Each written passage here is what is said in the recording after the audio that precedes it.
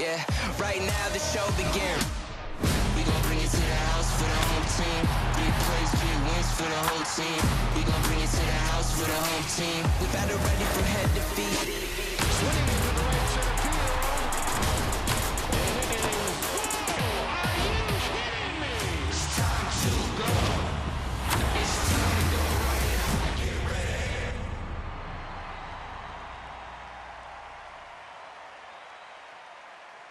The sparkling Ohio River wraps its way past Great American Ballpark. The Cincinnati Reds returning home after there was snow a week ago. Clear blue skies. And in perfect time for the home debut of the phenom pitcher Hunter Greene gets to take the mound tonight in front of the hometown crowd.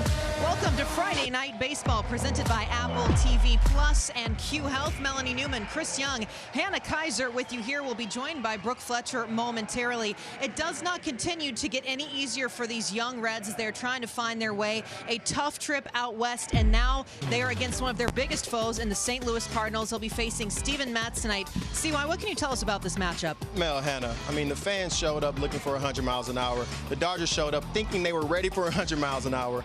And that's exactly what Hunter Greene gave them. He's a young pitcher on the mound, but he was able to keep his composure throughout the entire game, understanding, hey, I throw 100 plus time and time again. Actually, 39 times in his last start against the Dodgers, which set a major league record. But he continued to pound the zone with this fastball, and I like how he worked the top of the zone, in and away, and just continued to come after these Dodgers hitters. I mean, that's a really good lineup to come against, but he wasn't phased at all, and he continued to attack the zone. So when you're a player like Hunter Greene, a guy, you see him amped up right there, he's able to keep his composure together and attack the zone with his fastballs. You don't see too many pitches too far away from the zone, so when you have 100 miles an hour and you can control it the way that Hunter Greene does it, that's so amazing to me. And that's StatCast powered by Google Cloud, giving you a look at those fastballs. But you have to look past the fastballs, Hannah, when you're talking about the success of Hunter Greene. It's those secondary pitches as well. Yeah, I mean, the fastball is what made him famous. That's why he was on the cover of Sports Illustrated as a teenager. But it's not just the fastball. He's a little older now, and he's a real pitcher at the major league level. So he has yet to give up a hit on a slider or changeup, his two secondary pitches thus far. He's got 5 strikeouts in at-bats that end in sliders and changeups. He throws the slider second most, throws it about 20% of the time, as you're seeing here. But what his coaches in the minor leagues really wanted him to work on is that changeup, because 102 major league hitters can catch up to that if they know it's coming. You need that changeup, that deception, to play off. Well, and he's going to have to use that deception tonight because, again, it is a stacked lineup for the St. Louis Cardinals, including the likes. It's hard to pick out just one star, but Nolan Arenado, who has really been leading off so far. But they have so many stars, and Nolan Arenado just continues to reinvent himself in some ways. He's a guy that's always driven the ball well the other way, but you'll see this series, he's a guy who really likes to pull the ball a little more. He changed his bat style, picked up the Paul Goldschmidt bat, continues to have confidence in himself, and continues to go out there and have 30 homers and 100 RBIs year after year. So when you compare him with some of the greats, I mean, Mike Schmidt himself said that a few more good years, Nolan Arenado may surpass him. So that's very impressive for a young player.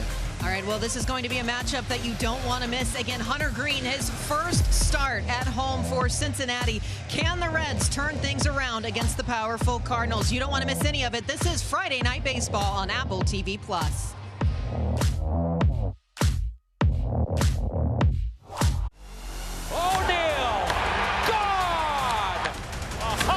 Fly the deep left, he's done it again. It is gone!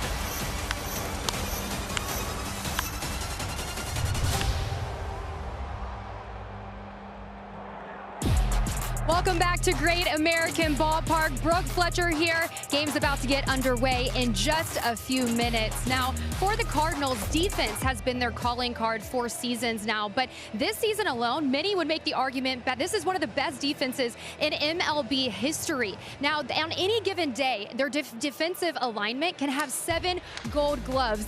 Combining for, get this, you guys, 28 gold gloves. 5 of those won just last season. Now, I asked manager Oliver Marmol, hey, do you sleep a little bit better at night knowing the amount of talent you have on the defensive end? And he said, oh, no doubt. I sleep very, very well. He gave it an example of their series against Miami. They ended up sweeping them, but they did struggle a little bit on the bases. Game almost got away from them a few times, but that's where the defense really stepped up. And he said it's situations like that where he has a lot of confidence going into these matchups, and it's a huge reason why they're so successful, you guys.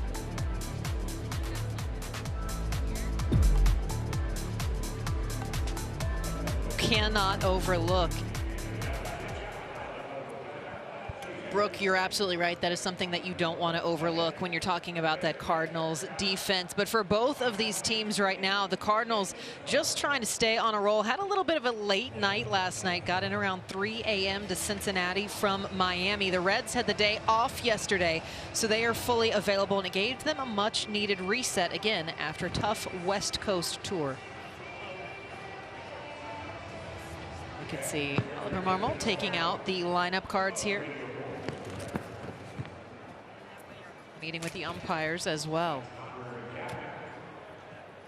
It's nothing better than those flights coming in at 3 o'clock in the morning after a night game. You're looking at the schedule ahead of time. Like, hold on, we have a night game and then have to travel and play the next day. You normally like day games on your travel days so that you can get to a city at a reasonable hour. But normally, what you do to combat that, you do optional BP on the field. Guys kick their feet up for a little longer and get ready to play the game. CY, what does that say to you, though? The Cardinals had optional BP, and we saw a lot of them out there today. It's so early in the season. I think if you have optional BP in August or September, you may not see as many guys, but this early in the season, only a couple weeks in, everybody's still fairly fresh, especially with the early spring training, that guys want to go out there. Not too many guys are swinging a hot bat right now. So the more on-field BP that we can get to try to get our timing and get used to seeing the backdrop here at Great American, the better. See Paul Goldschmidt getting ready. He'll be behind Dylan Carlson this evening. Let's go ahead and take a look at the lineup this evening for the Cardinals. And again, Dylan Carlson leads things off, the right fielder, followed by Paul Goldschmidt, Tyler O'Neill, Nolan Arenado cleans everything up. The designated hitter is Corey Dickerson, second baseman Tommy Edman batting sixth, Lars Nootbaar in center field, Edmundo Sosa, the shortstop this evening, and Andrew Kisner rounds things out for the Cardinals. He'll be the battery mate this evening for Steven Matz.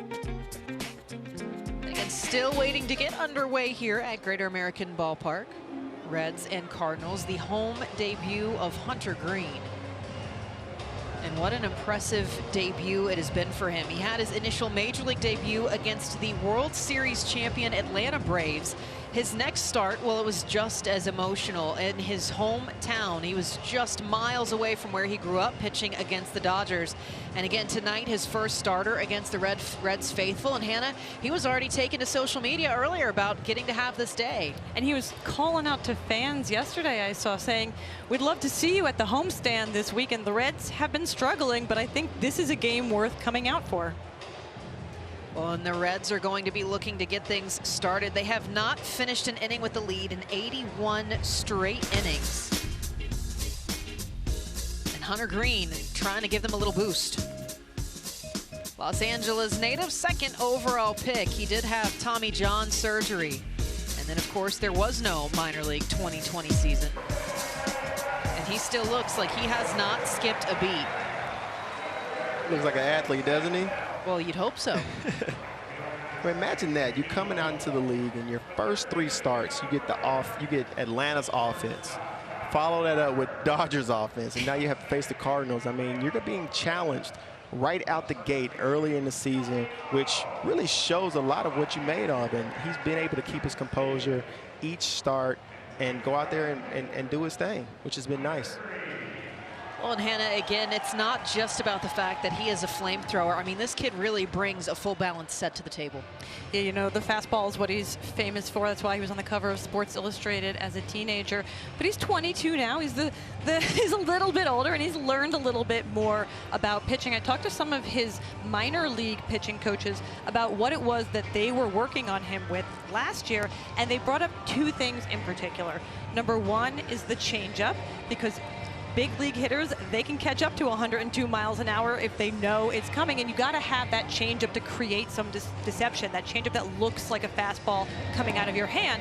And then the second thing is being confident coming inside. They said, you know, he's been able to just blow by batters his whole career, and now he's got to learn to establish that inside corner. He was a little nervous about it at first because he knows how hard he throws, and that can be dangerous.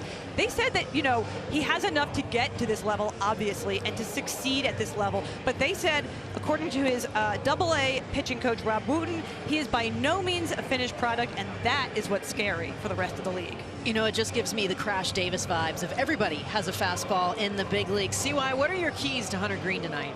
For Hunter Greene, I'm looking to see what adjustments he makes, you know, in his third start. You know, the first couple starts, he pitched well, but his fastball, it can get hit from time to time. So for today, I need to see him locate his fastball. Although you throw 102, you still have to locate it and understand, you know, what hitters' strong suits are. You also have to keep hitters honest. When I say that, you got to keep guys off balance by using your breaking ball. And finally, no free bases. He didn't walk the Dodgers at all yesterday. Expect to see that again today. Well, as he gets set against Dylan Carlson, the Cards' 2016 first-round pick, and we have first pitch, and just misses wide fastball. Well, 96 miles an hour. Maybe that was a changeup, Melanie. Look, the scouting report says changeup solid 90, but I wouldn't be surprised. 1-0, Carlson swings, gets a hold of this one for a base hit, and the Cardinals leading off hot. And I expect to see this all day. When you know a guy has a fastball, what you don't want to do is get behind in the count early. Go up there, try to catch him off guard. See if you can, you know, take the breath out of him a little bit by being aggressive on the heater early in the game. Hunter Greene is expected 5.5 strikeouts. That over under tonight's odds, courtesy of BetMGM. Paul Goldschmidt batting 146, but he does like Greater American Ballpark. Of those 18 Reds home runs, 13 of them have been here. And he swats the first pitch out into left field, down for another base hit past the glove of Tommy Pham. They'll have to track this one. Getting the wave around comes Dylan Carlson. Goldschmidt is safe at second, and it's a 1-0 Cards lead. Once again, Goldie going up there being aggressive, not starting the year hot, but nobody's worried about Goldie swinging. They're able to get the fastball right away, come after it. And I think with Pham, this ball slides right by him. You see that shadow going to Sun. As crazy as it may sound, you may lose your depth perception just a little bit, and maybe Pham lost the ball for a quick second. So 1-0 with a runner in scoring position for Tyler O'Neill. All fastballs for Hunter Greene so far. He delivers, and there he finds a strike, switches things up with the slider. And that's something he's going to have to learn to do. If everybody is coming at him, trying to get on that heater, trying to be ready, there's a way you can sneak that breaking ball in early for a strike and maybe even create. Skied out beyond first. Votto calls for room on the track, makes the catch. Maybe even create two different versions of your slider.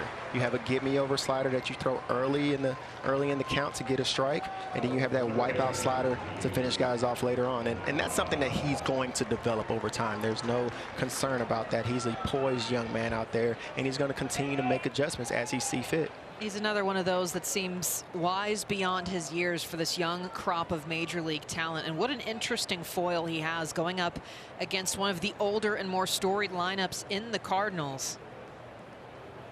Doesn't get any easier. We talked about Nolan Arenado to open things up. Leads with 10 extra base hits. And Greene misses wide, going back to the slider. And you see that. If you guys jump on your heater early in the count, it'll make you make an adjustment right away. Arenado, excuse me, has been known to hit the ball the other way, but this year he's been pulling the ball a lot more, so he's still looking to get the head out right now. Greene will look to Goldschmidt at second. We touched on this in the opening, but right, Hunter Greene drafted in 2017, but he hasn't played all that much pro ball since he had Tommy John surgery before the 2019 season. 2020 season completely wiped out by the pandemic, although he was at the alternate site. So he only pitched in 42 games in the minors. That first game he played against the reigning World Series champions, that was his 43rd professional baseball game. Unbelievable. Arenado out of the way of a fastball. Still sitting at 96 for Green this evening. And again, Goldschmidt, by the way, officially reaches on a single and an arrow charge to Tommy Pham.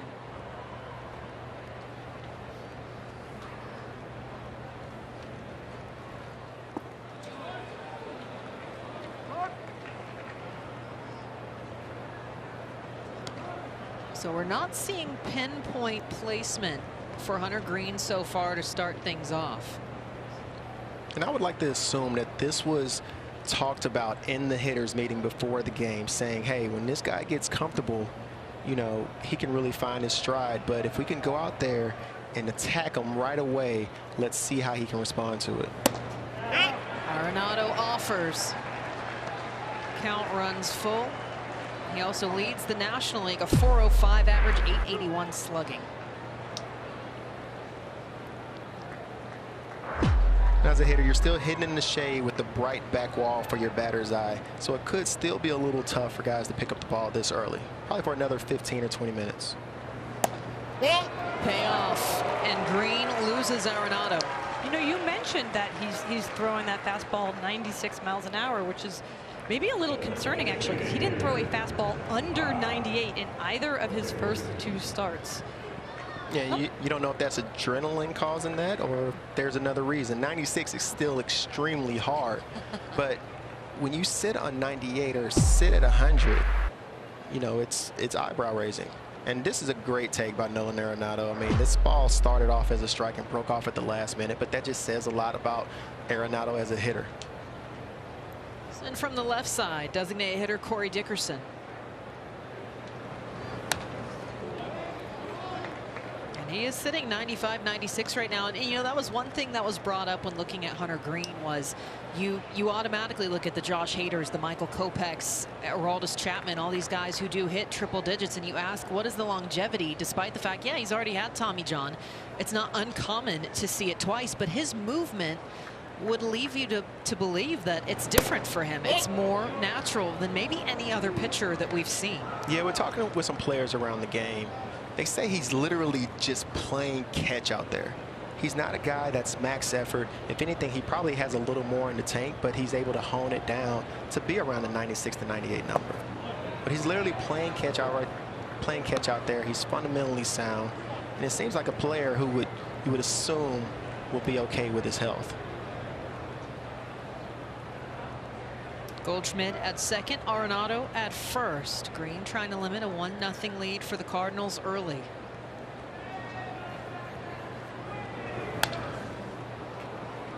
And fouled away, pushing up 97.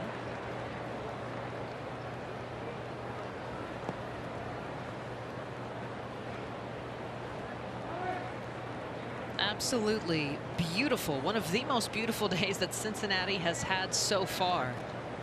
This is nice. Walk around short sleeve weather in Cincinnati in April.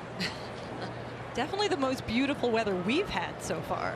I'll take it. 2-2 and a chase. Elevated fastball. Corey Dickerson, that's the first strikeout for Hunter Green.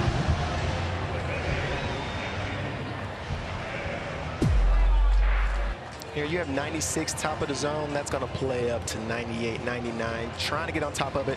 That looks so good coming out of his hand. And then once you start swinging, it's just tough to be on time for it. So you see that fastball sneak right by Dickerson.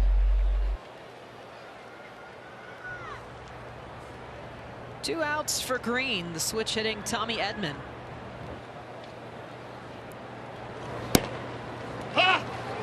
Green looks like he's finding a little bit of that zone now. Edman had a 10-game hit streak snapped. Yesterday, he went 0 for.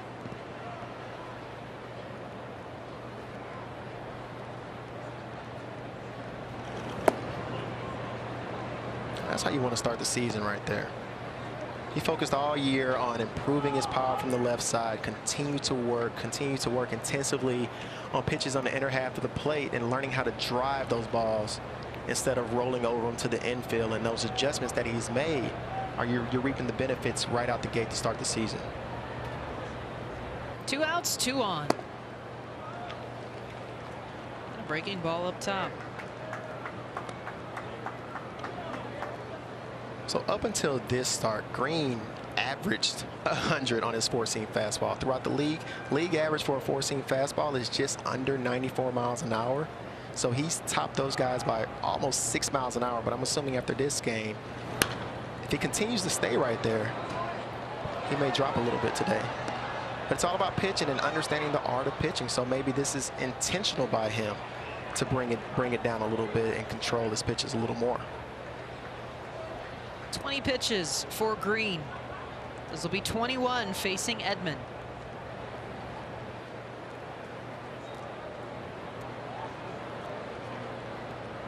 Deuce is wild. Edman with just a piece of a fastball. You take a look at his last start and the velocity that just ripped off the charts for Green. And he was hitting triple digits. And I mean, again, it was just one of those. Jason Stark had a hold weird and wild column on it. Pitcher with the most 101-mile-an-hour pitches to drive off the 101 into a stadium. If you're a number cruncher, like to watch the way that those trends play out. And Mel, it must be stated, there is something to playing in your hometown. And the adrenaline that had to come with playing in Dodger Stadium, growing up not too far away from there, having his entire family out there. I know personally how that feels. When I would go to Houston, I had a little extra oomph in my back when I knew I had all the family there. Runners go. No need. Fastball high. 2 walks on the inning for Green. Loads the bases.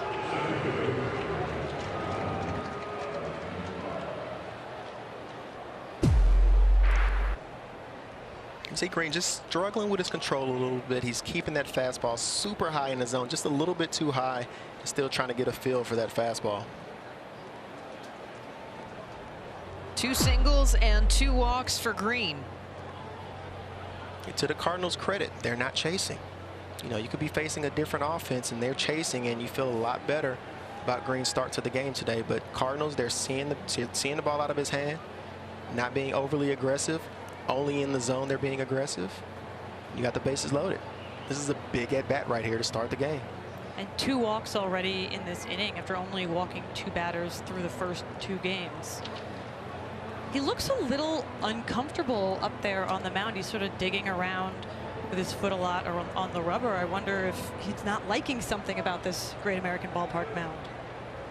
It'll be his home. Again, they are using the PitchCom system this year. David Bell said, all in. All of our pitchers and catchers were all about this once we found out. First pitch, Lars Nootbaar. And he sends it foul. So if you're pitching coach Derek Johnson in that situation, CY, I mean, what's the conversation like?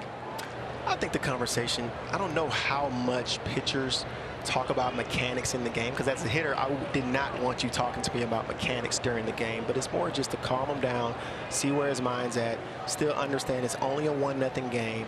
Let's lock in and attack this hitter right here and get through this inning and then regroup.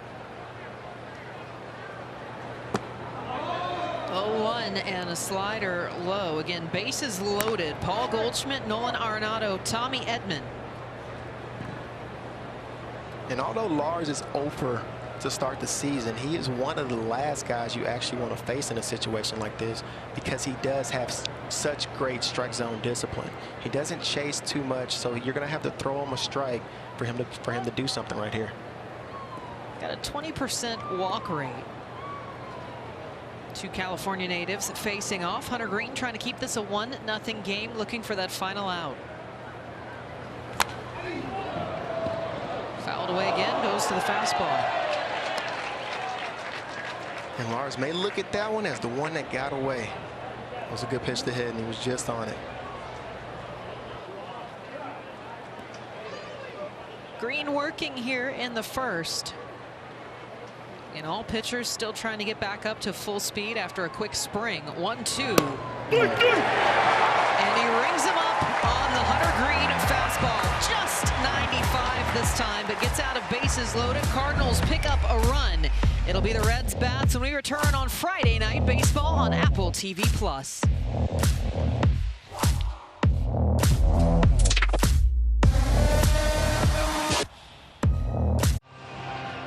Cardinals give an early 1-0 lead to Steven Matz. first of a 3-game series between the two. You take a look at Matz, the lefty at 6'2" out of New York. He immediately comes home to Kyle Farmer. Shortstop batting .289. You can see that opponent average .316. A little elevated though for Matz right now. He had a blister when he was first starting the season, and because of that he wasn't able to finish his pitches. He left a lot elevated and hitters were reading off of it perfectly.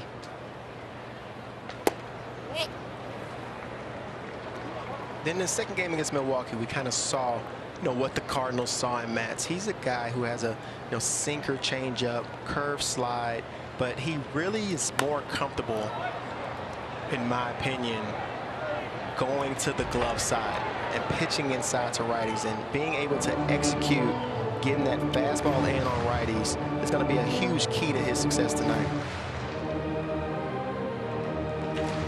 For Steven Matz, a big sinker ball pitcher. When he first came into the game, that was his arsenal 68% of the time. He's dropped that to 46%, still the 6th most used in the major leagues. Soft roller. Matz on his own defense. We'll take a look at that Cincinnati lineup for you here. And again, the shortstop Kyle Farmer just ground out. It'll be Brandon Drury, Tommy Pham, Joey Votto, the cleanup man. Center fielder Nick Senzel. In right field, Aristides Aquino. Alejo Lopez plays at second, batting 7th. Aramis Garcia is the backstop this evening. And third baseman Colin Moran rounds it all out for David Bell's Reds. Designated hitter Brandon Drury. He has a home run off of Matz. 400 matchup between the two.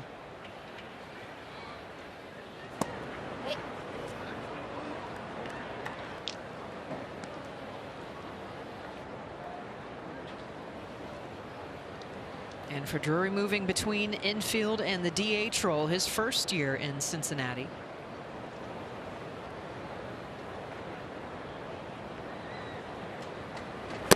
I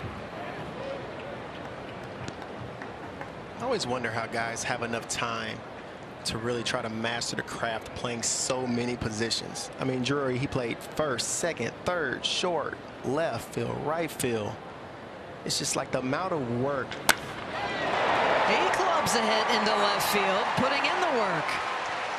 The amount of work I have to put in to just be good in center field. I mean, I couldn't imagine having to go and work on the infield as well. Well, and that's one of those things. I mean, CY, you being so fortunate, this is a guy who's just trying to find a job, and when they tell you we need you somewhere other than where you've been at, okay. If you can swing the bat, they'll find somewhere to put you. As long as you can play all of those positions, you'll be fine, no matter what team you go to. Tommy Pham.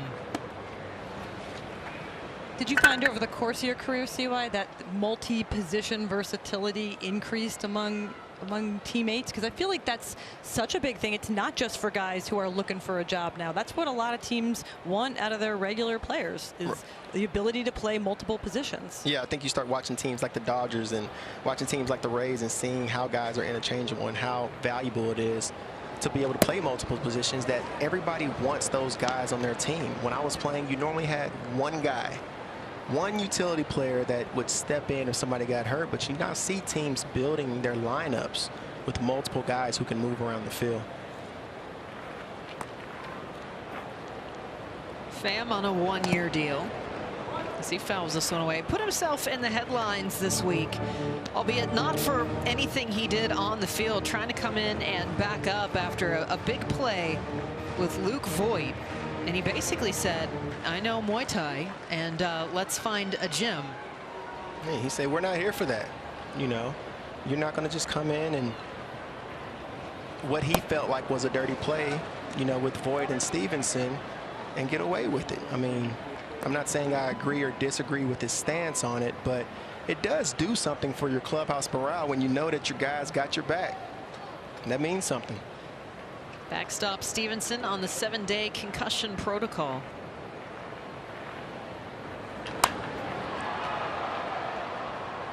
And he fouls this one away. We'll take a look back at earlier this week. So you see a base hit, the relay throw home, and right there, the throw brings Stevenson up the line just a little bit, which creates this collision. But what Pham didn't like is when you look at it in slow motion, he thought there was a little extra something on the end of that. And that was just in the first inning of that game. I think that's what a lot of people fail to realize is you would think that's a ninth inning, potentially game-ending situation, but it wasn't. It was early. And so they've lost their main backstop. A great main backstop, too. Really good young player. I'll give a check on Drury. You never know the full story. I mean, Pham and Voit played together at one time. You don't know the backstory. When we're watching just from the naked eye, it didn't look like much, but you just don't know if there was something else to that.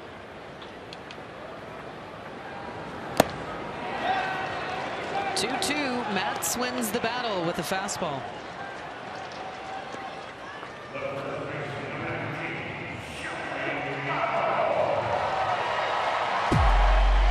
Matz continuing to pound that heater. If he's able to even get a little more inside than that and establish that heater inside on right-handed hitters, he can have a good night tonight. Joey Votto has been trying to get his groove back. He said, look, I know how to do the dance. I enjoy the dance, but sometimes you're just a little out of rhythm. I know the music. I know I can get back into it. And that's really carried this Reds clubhouse and their overall sentiment. He's got 33 home runs against the Cardinals, batting .333 in particular off of Mets.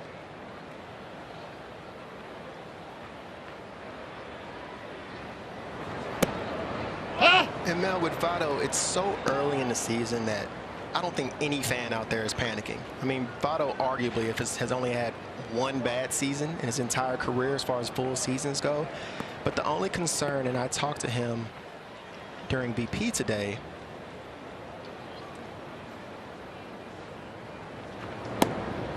is when you have a certain swing that you've had for over 10 years where you've been very successful with going the other way, letting the ball get deep, when things go wrong, you know exactly what to go to. But when you change your swing like you did yet last year and you go through a little bit of a funk, how do you have your go-to drills to come out of that funk? And he said, hey, honestly, that's a good question. I don't have the go-to drills right now, so I'm learning them as I go. But he knows if he can go out there and have a... Well, he's getting out of the funk right now. CY, a base hit lifted shallow center field. Hey, sometimes that's all it takes. A little bloop to get you going. But just to finish up on Votto, if he can go out there and have success this year with his swing and finish the year strong, he says he literally wants to play as long as he wants to. He wants to go out like Big Papi to where he continues to stay at the top of his game and continues to go out there and do damage and be productive. They've got runners on first and second, trying to lift Hunter Green.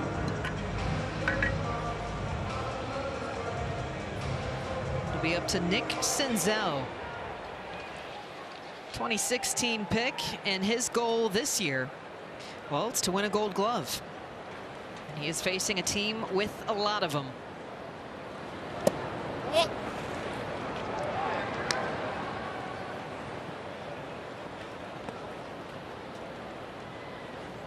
Drury at second, Votto at first.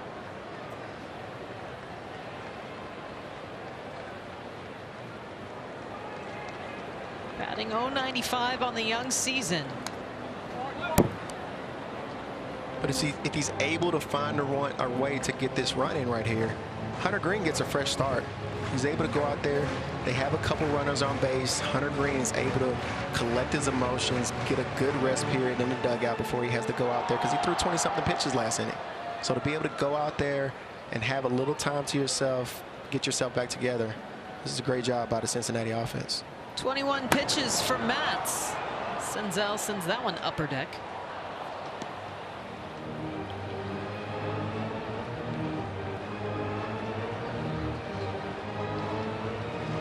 Coming off of a 2021 knee surgery.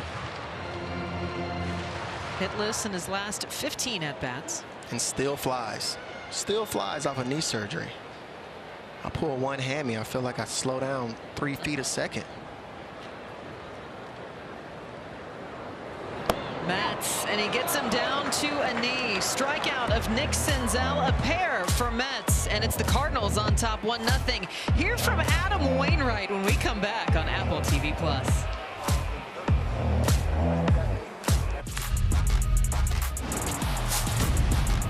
Welcome back to Friday Night Baseball on Apple TV Plus, presented by Q Health. Melanie Newman, Chris Young, Hannah Kaiser, Brooke Fletcher at Great American Ballpark in Cincinnati, Ohio.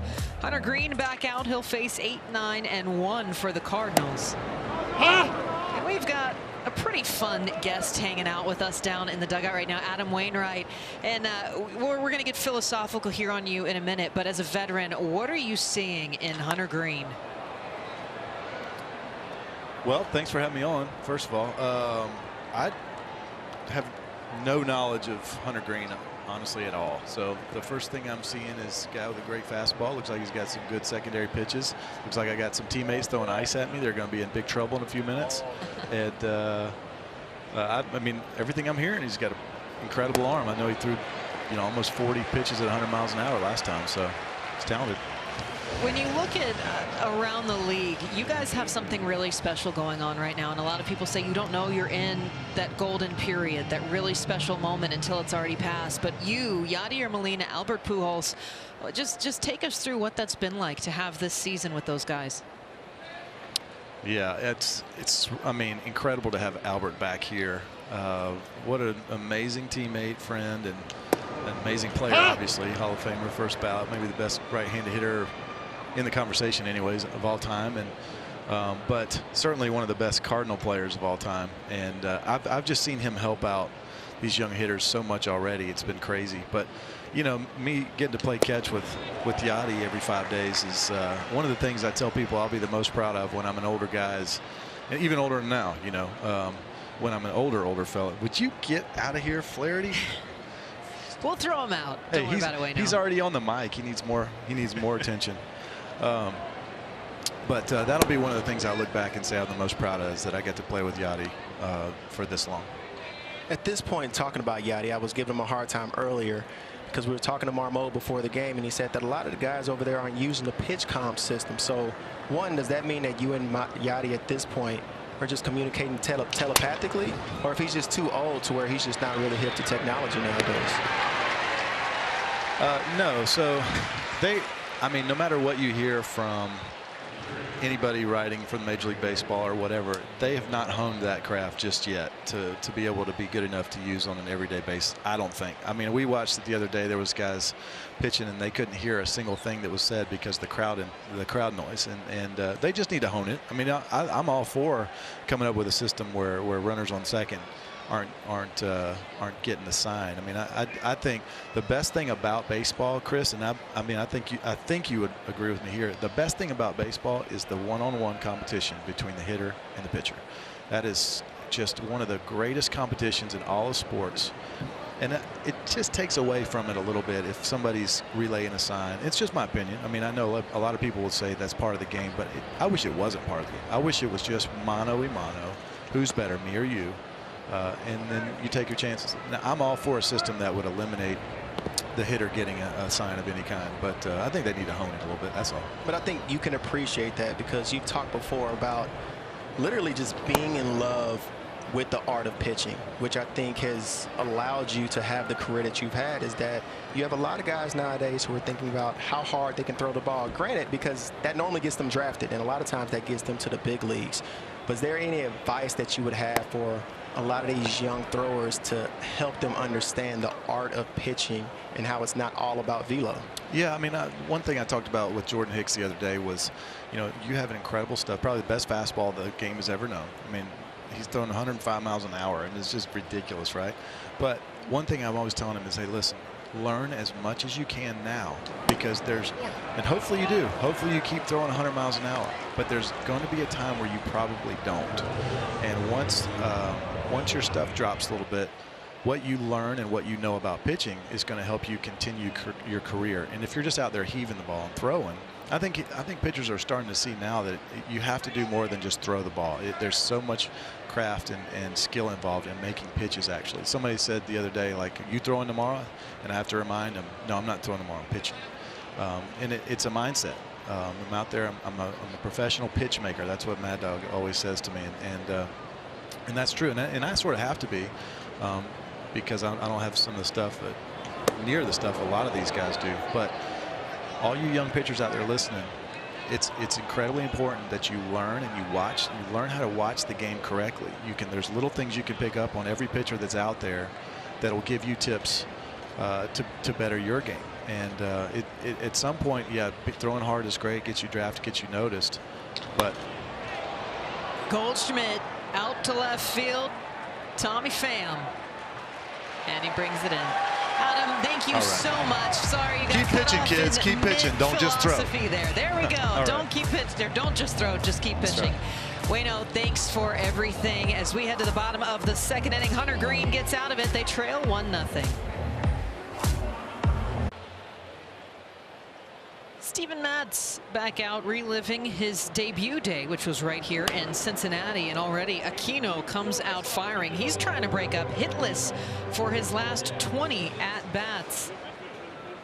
But for Matz back in 2015, of course, with the Mets at the time, 7 2/3 against the Reds. He also went 3 for 3 at the plate, by the way, and drove in 4.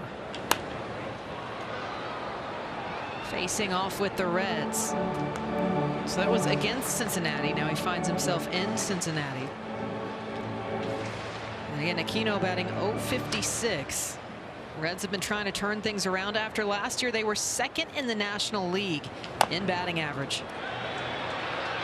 That's again his own defense. And Friday Night Baseball on Apple TV Plus is presented by Q Health. The most trusted by Major League Baseball, and sponsored in part by Geico. Switch today and see all the ways you could save. And by MasterCard, start something priceless. So the second batter of the evening that Mets has retired.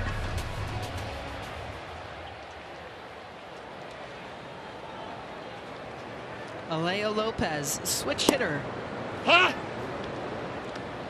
One thing about having your guys hurt out there, you'll get a chance to see, these younger players and kind of see what they're made of. With Jonathan India out, which we saw him taking ground balls today, moving around the infield a little bit, so looks like he'll be back at a reasonable time. But this is an opportunity for Lopez to come out and take advantage of this opportunity. And for India, his timetable says Tuesday. David Bell is still kind of playing back, waiting to see where that goes. But getting to talk to some of the media that are here day in and day out and watching him, and they said, I mean, if you ask me, he looks like he's good to go, but that's also I'm not the manager. Hey, hammies are not an injury you play with. Please take my word right here. Once you have an injury like that, you need to make sure that it's right. Hammies, calves, injuries like that, they have to be right, because even if you can run 85% in practice, game speed is completely different.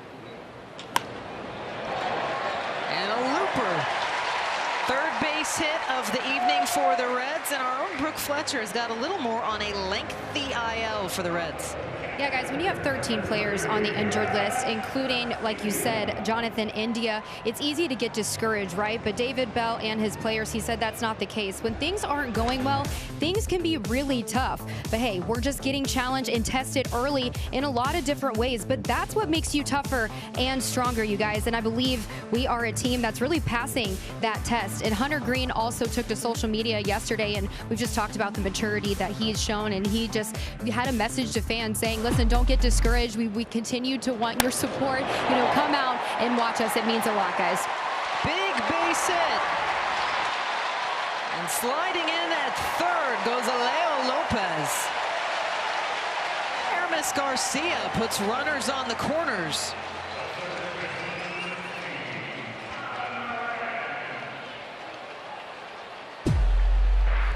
Garcia jumping early. Seemed like both offenses had the same scouting report inside the clubhouse before the game and said, hey, y'all, these guys are going to throw us fastballs. Matt's going to try to get in with this fastball. Let's make sure not to let him get ahead in the count, especially when he has that changeup in his back pocket. Garcia, like Lopez, fighting for that spot, taking advantage. Stepping up as the backstop. Colin Moran, first pitch swing. It's ambush time for Mets. Runner at the plate, but the Cardinals turn 2 and eliminate Cincinnati. Reds stay blanked 1-0 as we head to the third. You're watching Friday Night Baseball on Apple TV+.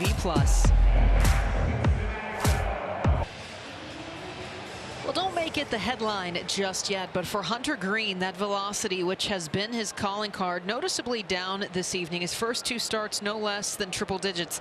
Tonight, that average is 96.1. Tyler O'Neill, first pitch swinging. Reds wrap him up again. Yeah, Melanie, in his last start, 40% of his pitches were over 100 miles an hour, and he's yet to do that here tonight.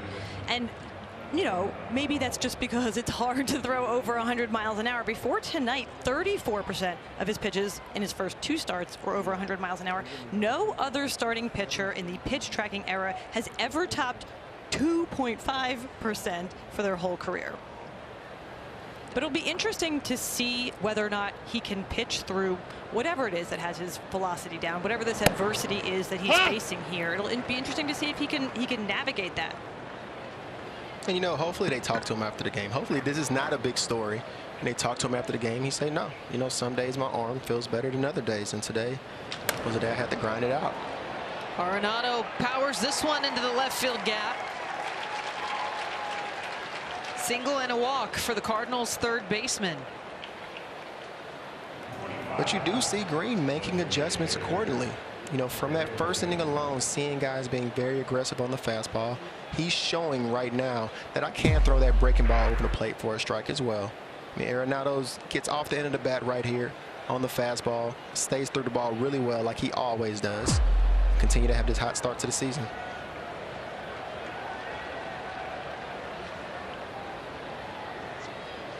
Third hit for the Cardinals. Greene yet to have a clean inning.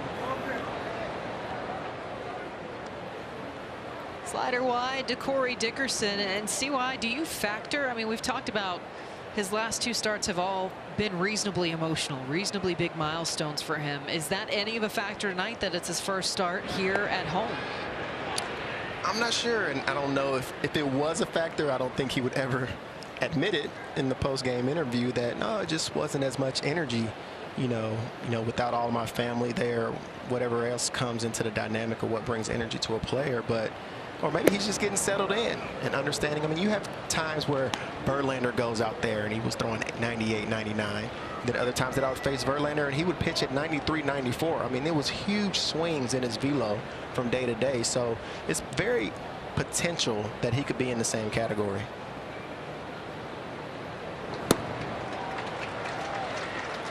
Amps up another top end fastball there, but again, still sticking right around 95. This is a kid who's just about done everything. He has his own scholarship fund back at his high school, and he said that's not even for athletes. If you have a great academic talent, I just want to be able to support young black students who might otherwise be disadvantaged trying to go to college. He travels, and he said it's his new initiative. Every time he travels, he wants to make sure he's connecting to the community. He's modeling for his friend's clothing line. I think he and Harrison Bader can go toe-to-toe in the fashion department. Yeah, asked his minor league pitching coaches what he likes other than baseball, and they gave me 3 things: food, fashion, and he paints. A little artwork. He's a really good painter. I saw some of his work on, I don't know, Twitter, you know, one of those social media sites, but he's a really good painter. Well, Corey Dickerson, who also became an artist during the shutdown, he'll get shut down by Tommy Pham. And Brooke, you've got more on not only the scholarship, but just some more of Hunter Greene off the field.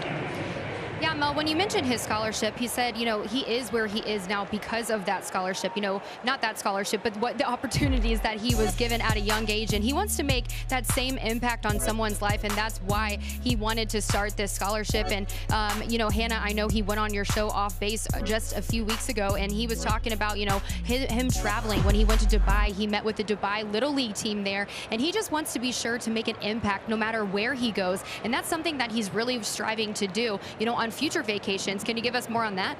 Yeah, we had no idea that that was what he was doing in Dubai. We just had seen he had been there, asked him about it, and he said, yeah, while I was there, I asked to participate with the local Little League. I didn't realize there was a local Little League in Dubai until he said that. And he said he'd like to make that a big part of his life, his off season going forward. And he's already been invited to come talk to the Little League in Cairo, Egypt. Tommy Edman. And all that is right there, y'all, it's just good upbringing.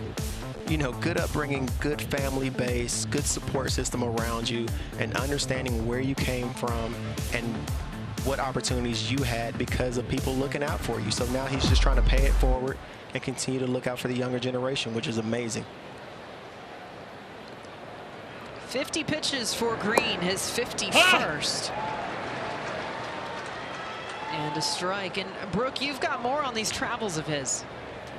Well, yeah, but, you know, we talked to David Bell before the game, you guys, and it's like this kid is 22, right? It just seems like he gets it. The maturity he's showing on the field, but off as well. And that's exactly what David Bell said. He's like, yeah, this guy, the maturity is just so impressive, you know, and that's something that you really don't see from a rookie, let alone somebody his age. And see why I know you've been around a lot of rookies when you played. And I mean, how rare is this to see it from a 22-year-old that he's starting his own foundation when he's going on vacation, not just going on vacation, but he's looking to make an impact. It's tough because you're a young player. Normally, most young players, all they're thinking about right now is finding a way to get to the big leagues and be successful, and they're not able to process everything else that's going on around them or understand the type of influence that they have as young players in the game today. But the majority of the game right now is young, and you need guys like Hunter Green to go out there and be leaders in their communities, be leaders on their teams. And there's nothing wrong with a 22, 23, 24-year-old player being the leader of a young team. 2-2 to Edman, a deep out towards right field. Aquino tracks, and they wrap things up for Green. Still 1-0 Cardinals, and the Reds looking to get back in when we return on Friday Night Baseball.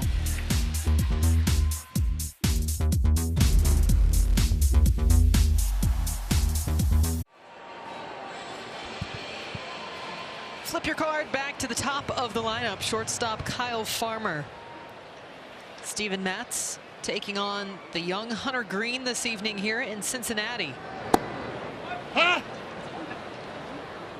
That's got Farmer to ground out in the first.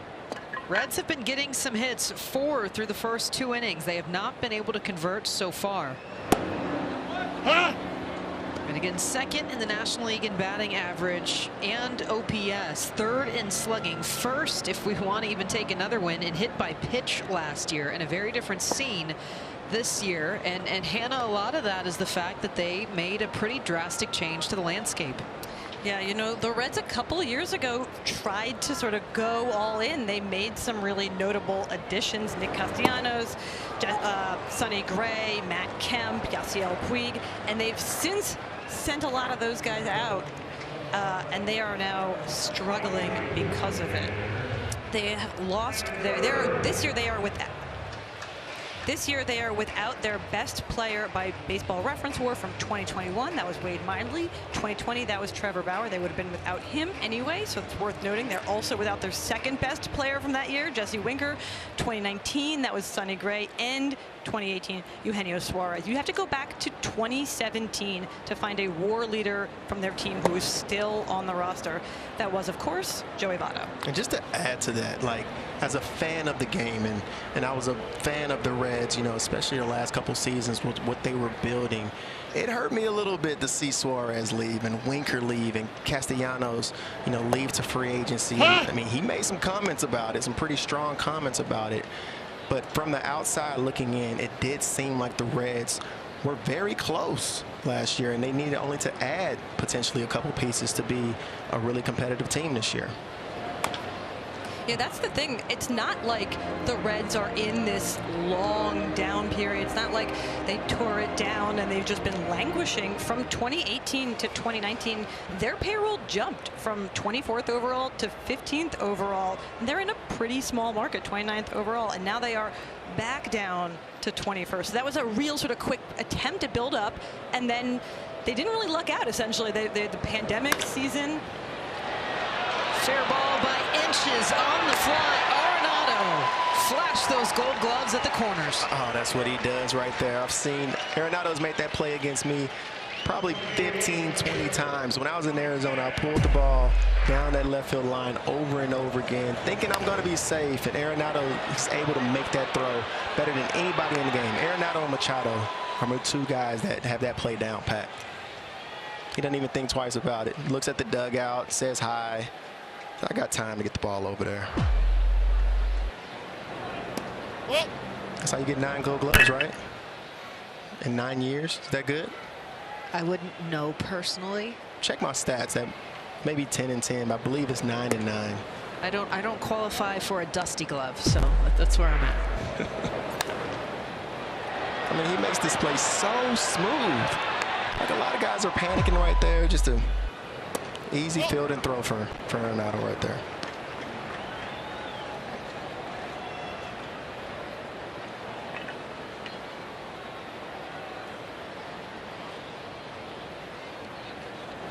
He's got 5 platinum gloves, too, by the way. I don't want you selling him short with those gold gloves. Right.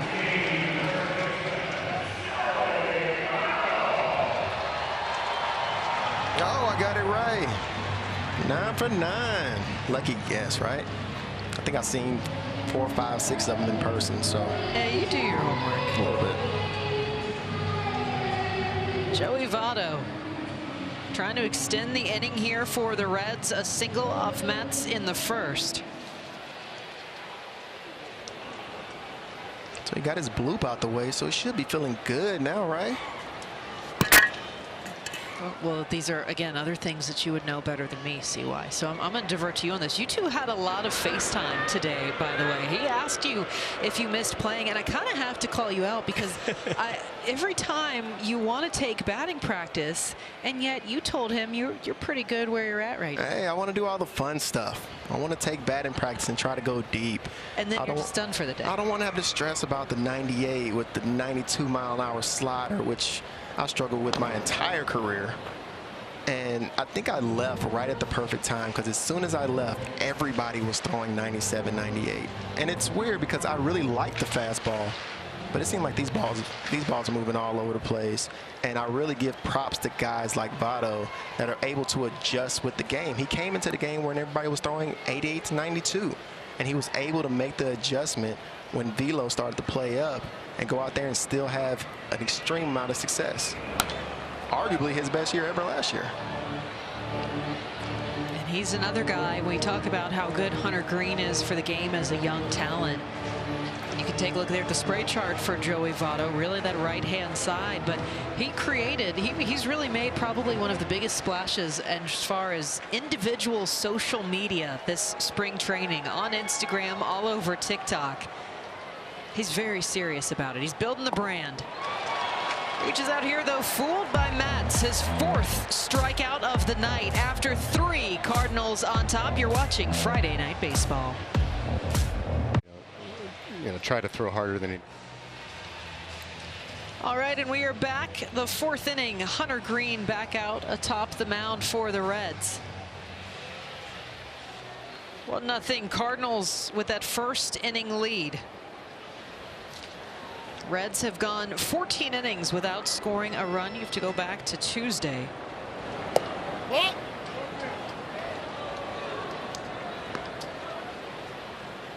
And that last inning ended on a Votto strikeout. Cincinnati has the highest strikeout rate as a team in the majors coming into tonight. And that's something that Votto understands about his swing. When we were talking before the game, he understands that he is going to strike out more, but he's hoping that the exchange for that is driving the ball a lot more. So there are going to be a few more strikeouts mixed in there with Votto.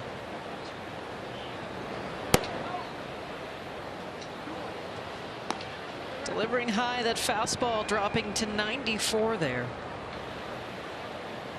And I think we'll learn a lot about Green tonight. Every day you can't go out there and have 102 in the tank, and that's okay as long as your health is fine. That's completely fine that you don't have that in the tank. Can you pitch with 94, 95? That's we were talking to Wayne right earlier. That's what it's all about. Do you understand the art of pitching, and can you make adjustments on the fly when you don't have your best stuff? And that's on both sides of the ball. Sometimes pitchers don't have their best stuff. They have to make adjustments. You have hitters who don't feel good every single day, but they have a safety net that they can go to from time to time to still go out there and compete. Do you see him being preventative at all? We see a lot of those high velocity guys, but they lose that velocity as they get older, and then it's a really tough adjustment trying to reinvent themselves. So could this almost be that saving grace for Green? He's going to find out what he has without that triple digits, you know, start 3 of the season. Yeah, especially if he comes out here with success. You know, he grinded his way through the first inning, then he settled in really nice. And this one, losing a slider to Edmundo Sosa.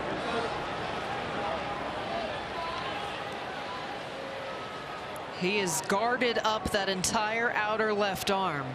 Training staff won't make an appearance out of the dugout. Let me tell you, from Sosa's point of view, he panicked for a little bit, thinking that was 96, 97 coming right at him. Fortunately, it was a spinning breaking ball that he was trying to get over for a strike, 82, 83 miles an hour, and he gets it right off the elbow. So he saw his life flash before his eyes for a quick second, though. You can see that panic in his eyes. Were you guarded up like that? I feel like that's the thing now. You come out with that armor. I went elbow guard. Unfortunately, I didn't wear the face mask, which I think I should have worn, but I wore elbow guard. And taking a pitch off the elbow is actually a skill. You have to learn how to get hit by pitches and how to turn away from the ball.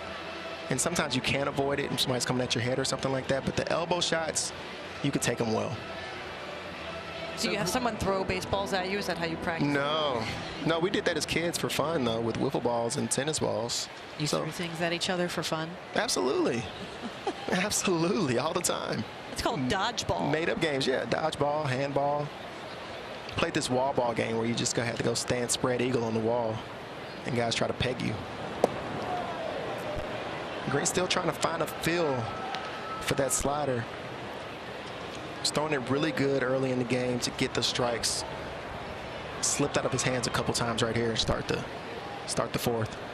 Walk to Nootbaar, hit by pitch Edmundo Sosa. Even that slider a little slower tonight, down 3 miles an hour from his average of the first 2 starts. Kisner rockets this one up into the sky. Pham dances, and he'll hold up runners. Nootbaar thought about it, scampered back in. These situations right here for me, just watching Green go out there and do his thing, couple runners on base. Most pitchers in this situation are trying to get that double play ball. But with Green primarily pitching up in the zone, it's just so much harder for him to get that ground ball. So if I were to make one adjustment to his game, it would be for him to continue to practice getting the ball down in the zone. Everybody likes to be up in the zone for the strikeout, but sometimes you need to be able to paint the bottom of the zone at the knees to try to get that ground ball, because throwing that high in the zone consistently, you're going to be prone to the home run ball and prone to fly balls just in general. I think he could talk to Steven Matz all about that. Absolutely. Absolutely. Some guys work in and out, in and out. I think Hunter Green is a guy who can work up and down and become a vertical pitcher, to where if he can learn how to paint it at the knees, he'll get a lot more ground ball outs and get a lot more people taking strikes. No. Pitch 64. Breaking ball inside. Dylan Carlson single and walk against Green this afternoon. Of course, this is the first time for anybody in the Cardinals lineup to see Green. And it's interesting because, again, talking to their skipper, Oliver Marmol, he said, we can't catch a break. We've been seeing all these high-octane guys, and it just keeps going. Well, Green is also facing yet his third high-octane lineup, so it goes both ways. Braves, Dodgers, Cardinals, welcome to the big leagues. Oh, my goodness. Sorry about it. They came out of it all right.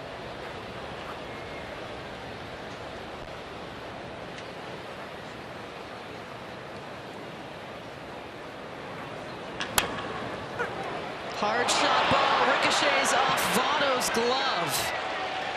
And a big hard stop at third for Lars Nootbaar. But it'll load the bases. And Votto doing a good job to be able to stop the damage, but that's bottom. That was bottom of the zone fastball. He did get the ground ball that he's looking for. It just happened to be just a few feet over to the right to stop Votto from being able to get a double play ball. It'll be a base hit for Dylan Carlson. Now, if he would have gave that an error, I would have ran over to the press box, the scorekeeping box. Well, turn your headset off. Jeff Hoffman, the righty, has been warming in the Reds bullpen. And that's going to do it for Hunter Green. So his home debut cut arguably a little short here. Walk, hit by pitch, and single in the fourth. And the Reds go to the bullpen. You're watching Friday Night Baseball on Apple TV+. Well, the Cincinnati faithful were hopeful that Hunter Green would go a little further this evening. Instead, he exits after 3 1/3. The fastball velocity down, the slider with a few misses. And he had relatively limited Cardinals damaged, but after loading up the bases, David Bell takes the ball. Jeff Hoffman, the righty, is in. And again, bases loaded, he'll face Paul Goldschmidt. Hoffman, his highest career outing has gone for 3 innings of work. See how Bell plans to use him here.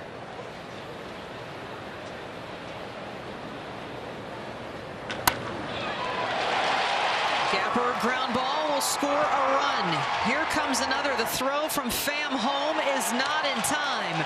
Goldschmidt is safe at second. Cardinals extend the lead 3-0.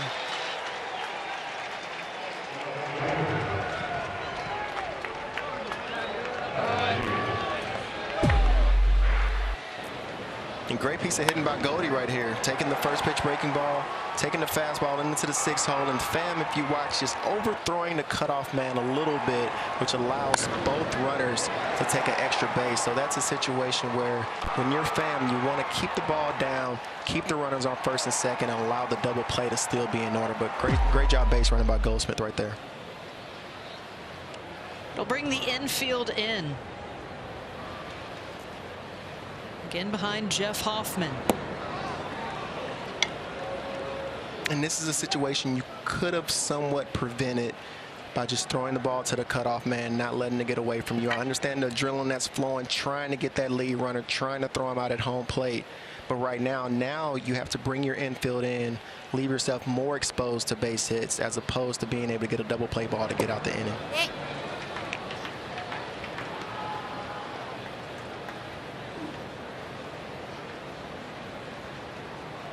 So it's yet another single for Goldschmidt. Both times he's arrived, however, safely at second. First on an error, this inning on a throw. Hey, Goldie's one of those guys you just don't have to worry about. Even if he's hitting 130 in the first couple weeks of the season, you know that he's a professional hitter and he's going to figure it out. O'Neill sends this one skyward. Colin Moran falls back. And a big out picked up for the Reds. Those at-bats will make you upset. And you see him right there. He's mad at himself. You're in a 2-0 count. You're in a position to where advantage is all you. And you're just trying to lock in on your pitch and get a good ball to drive. And popping it up to the infield right there is not what you want to do. So he'll lose some sleep tonight about that at-bat.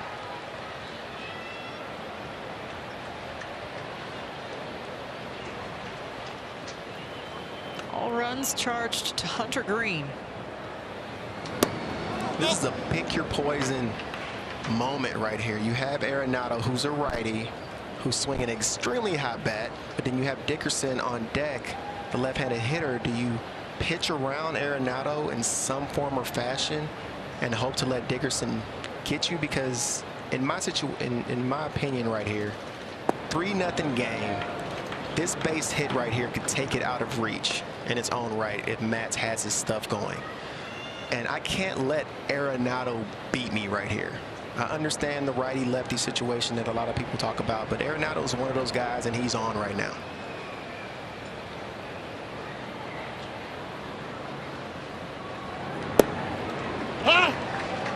Hoffman works back in. Arenado walk and single today, and again already atop most of those National League leaderboards.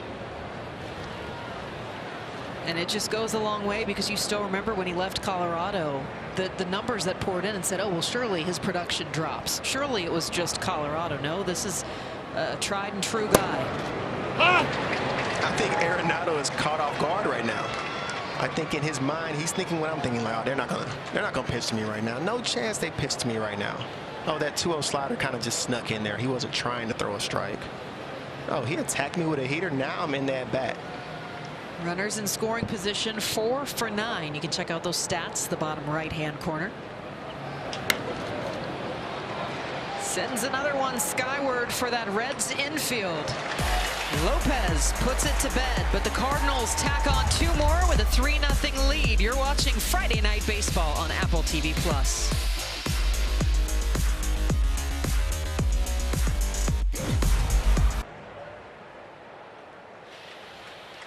Well, Yachty would like it now to be time for our weekly Siri trivia question. He's just going to ask Siri, how many career home runs does Albert Pujols have? As we were first pitch swinging for the Reds. Senzel retired. This one stays on the infield. You think Yachty would know off the top of his head? The exact number? You can ballpark it. I think he can ballpark it for sure, for sure. I mean, he was the main guy getting Pujols to come back to St. Louis. Yeah, but he wasn't with him for about a decade or so. Well, he FaceTime 2-3 times a week. I'm sure they've talked about it a few times.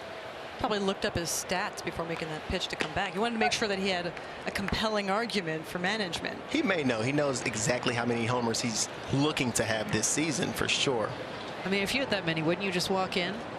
Say, hey, just a reminder, I've hit this many in my career. Go back to your Tuesday. I think there's a special number he's trying to reach this year. Got to get hot, though. Got big number chasing everywhere this year. Pitch inside. Miguel Cabrera is hot pursuing hit 3,000. He had a 3-hit game and then has made everybody wait with bated breath to get that final one.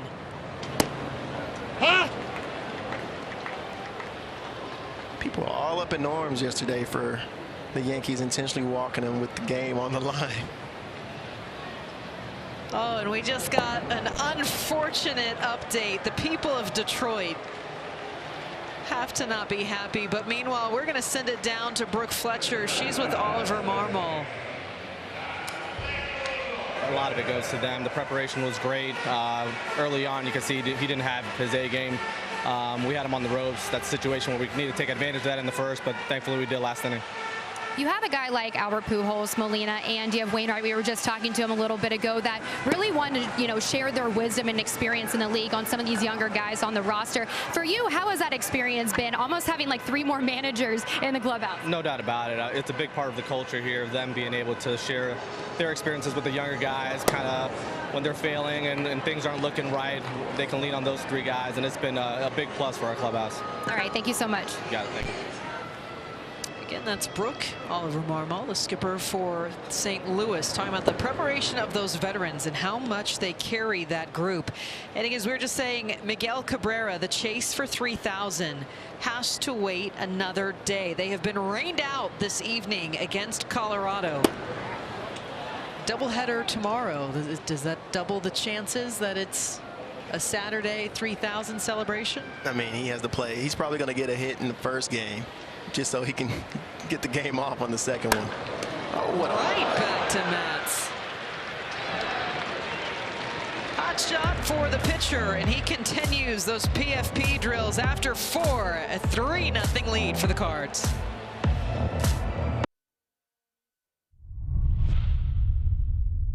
Mom, if you're watching this, I love you.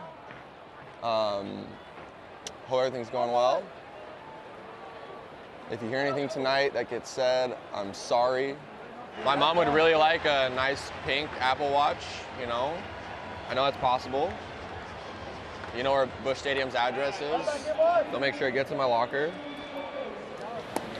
Oh, Jack Flaherty, he is sidelined with shoulder bursitis at the moment, but is not sidelined with any amount of opinions. Taking a pickup there from Juan Soto. We had him mic'd up in our first game of the season. You got to get the plug.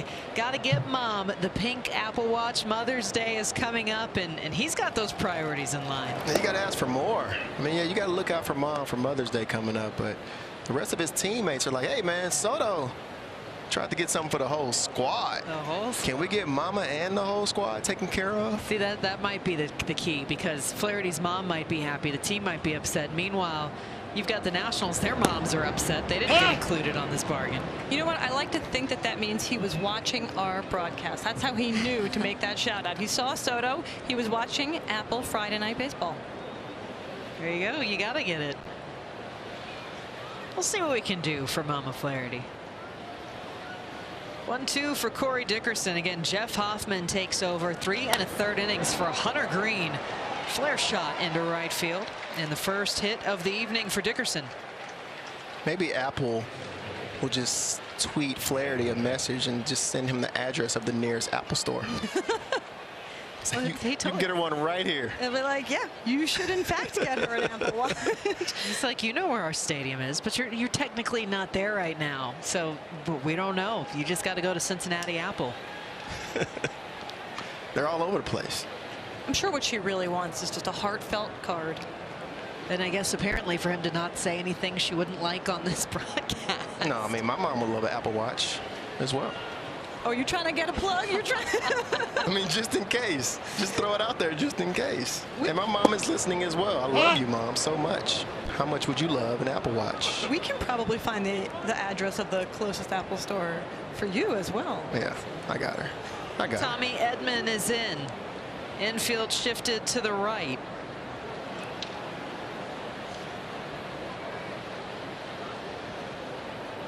Hoffman came on the final 2 outs of the 4th. And same pitch arsenal, different velos, but same pitch arsenal as Hunter Green. 4-seam fastball, slider, changeup. Literally the same pitches that Green throws. And today the velos may actually be pretty close.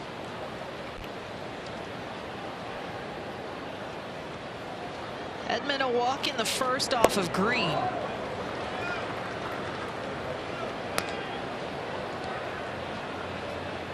Again, the Cardinals powered by Paul Goldschmidt this evening. All 3 runs, courtesy of the big first base bat.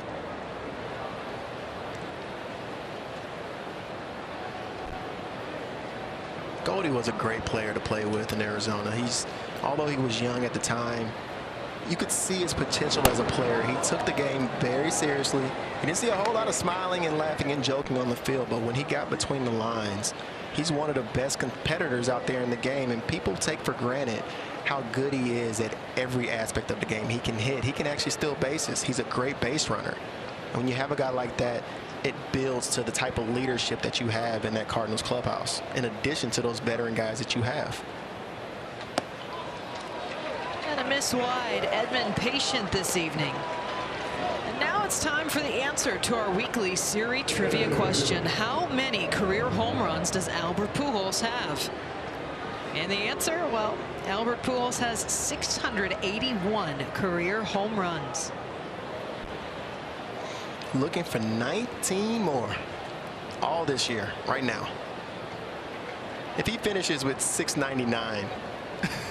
Does he come back? You got to. You got to. I'm sorry. Sign a petition.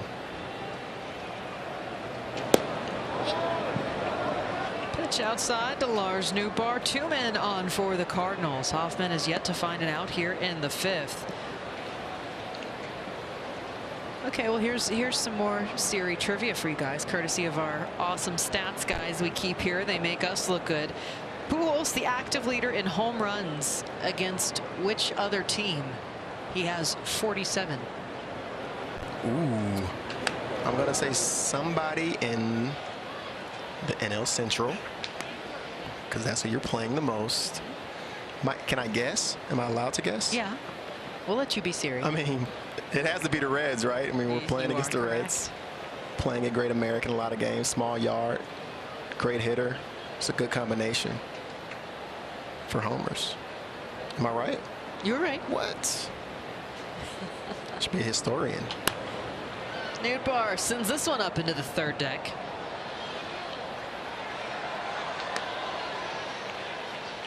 You know how I knew it was the Reds? Because in that first game, Mel asked us a trivia question, and it was intentionally circular. We had to notice that it was about the thing we had talked about earlier. So we're at the Reds game. I knew the answer was going to be the Reds. And I just know how many homers he hit off of each team. Mm-hmm.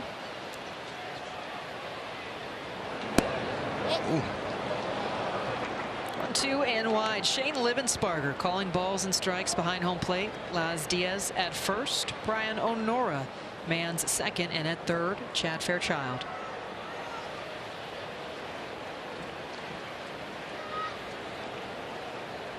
Dickerson and Edman aboard against Hoffman. Nootbaar still looking for his first hit. We take another look at Pujols and the amazing career that he's been able to put together as his swan song, coming back home to St. Louis. That 3,600 club is very limited. And he's also the only player with those 30-plus home runs, 100-plus RBI in each of his first 10 seasons. He would have had another. He was 1 short before he went off to L.A. And ever since he's come back over here with the Cardinals, he just visually looks like he's having more fun. I mean, I played with him with the Angels, and he was a great leader over there, having fun, but something about getting back around your boys. You know, that Yachty's still here, that Wainwright's still here. Something about being in that comfortable environment is just so nostalgic for him and may potentially bring the best out of him this year. Although he won't be playing in the same capacity, playing against lefties more often, it's still going to be great to watch, and he's still going to come out strong. On the ground, past a diving Joey Votto. Cardinals sending home Dickerson. The play at the plate is short. St. Louis tacks on another. Lars Nootbaar, his first hit, and he drives in a run along the way.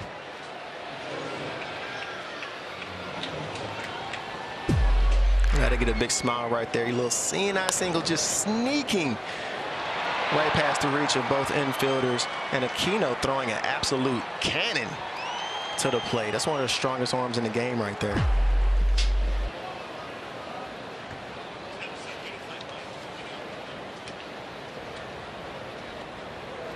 Luis Sessa begins warming up for Cincinnati. Again, Hoffman just in his second inning of work, still trying to record an out here in the 5th. Edmundo Sosa hit by a pitch as he rockets the ball out towards left. Tommy Pham on his horse, plays back at the wall. Tommy Pham.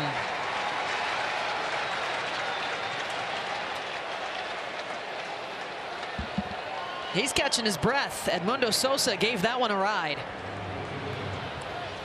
Great defense right there. That line drive off of Sosa's bat. Tommy Pham takes the perfect route to the ball, goes straight back, knows exactly where the wall is. You see him filling out there for it at the last second. Knows where the wall is, being his home field, and makes the great play. That'll get you some ups from Hoffman. Absolutely. Backing him up.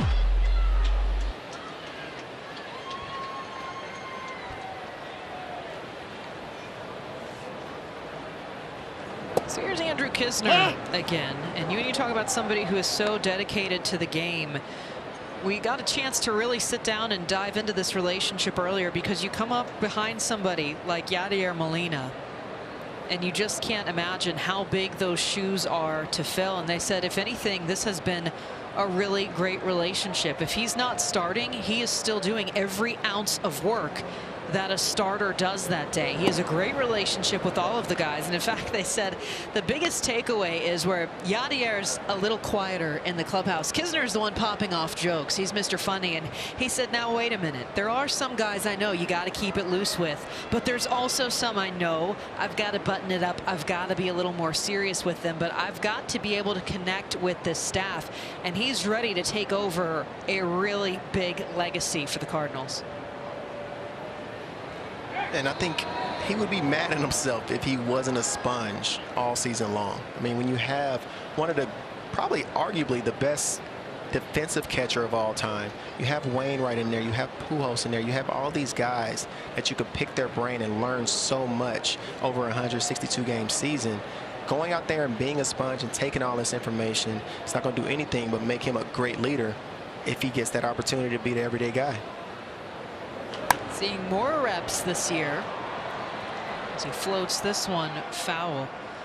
And it started out to where it might even be every 3 weeks last year that he was getting to really actually have a full start. And Yadier still trying to get back up to full speed this year.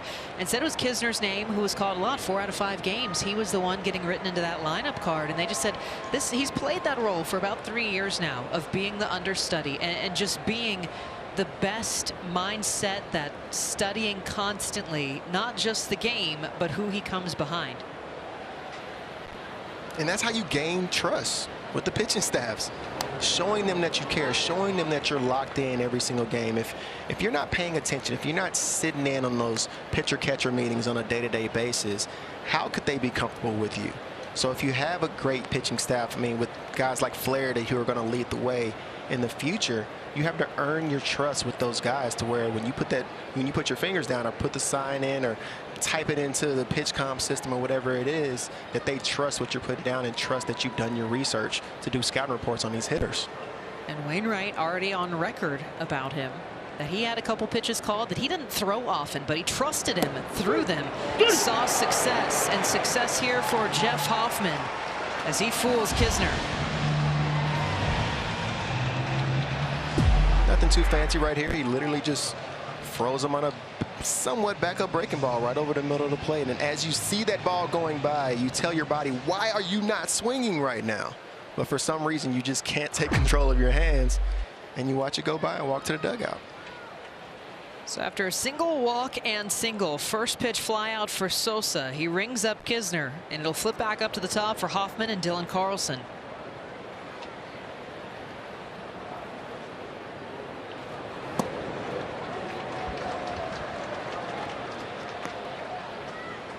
Carlson has reached in all 3 of his appearances this evening, after being 2 for 28 his last 6 games. So the leadoff spot has been tough mentally. They gave him the day off, and he's back in there again today.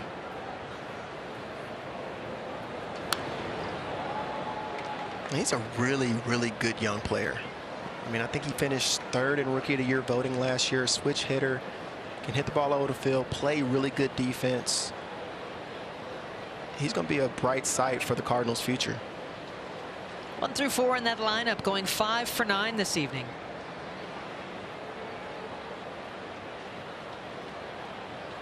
Yeah, the Cardinals lineup has this sort of construction, or their roster has this sort of construction, where they have the old guard, the Wainwright, Pujols, Yadier Molina. Then they have the guys I think of as sort of the ringers in Paul Goldschmidt and Nolan Arenado, and then the future, guys like Dylan Carlson. Pop-up play made by Aramis Garcia. The catcher puts it to bed. We head to the bottom of the 5th. Cardinals tack on another run. Friday Night Baseball on Apple TV Plus is brought to you by Capital One. What's in your wallet? And sponsored in part by Adobe, the official creativity partner of Major League Baseball. Express your freedom with Adobe Creative Cloud Express. And by the Eat Fresh Refresh at Subway. Great American Ballpark, a stunning night in Cincinnati.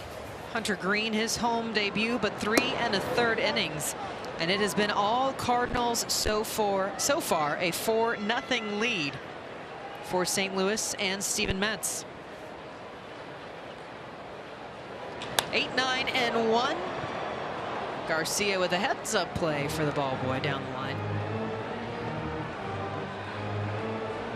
Steven Matz all night doing a great job on just keeping the hitters off balance. Yeah, he gets into a hitter's count right there, 1-0, but he's able to throw a changeup. Even though it's right down the middle, he understands by the aggressiveness of the hitters that he'll catch it out in front, pull it foul, and get an easy strike.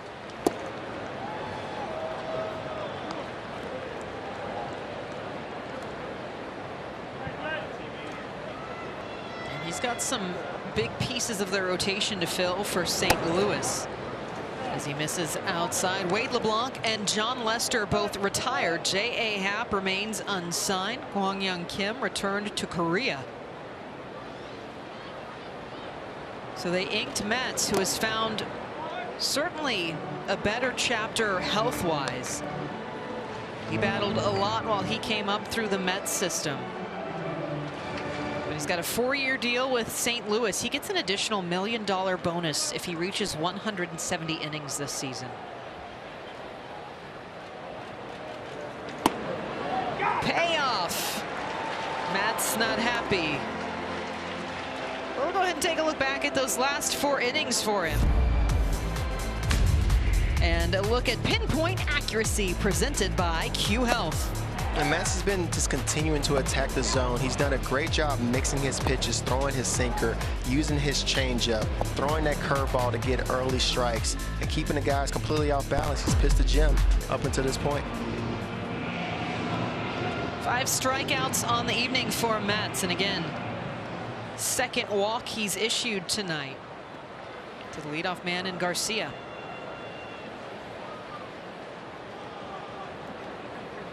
Third baseman Colin Moran grounded to a double play.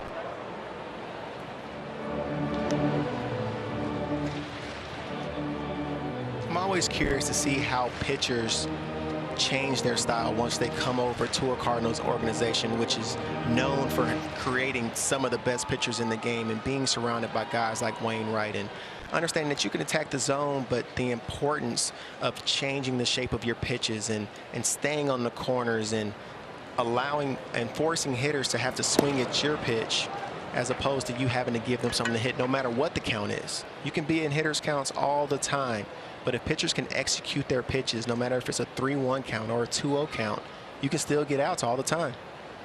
Well, and change of scenery has been good for him. Again, injured a lot through 2018. 2020 was rough, but it was that way for a lot of pitchers, just with that aggressively different year.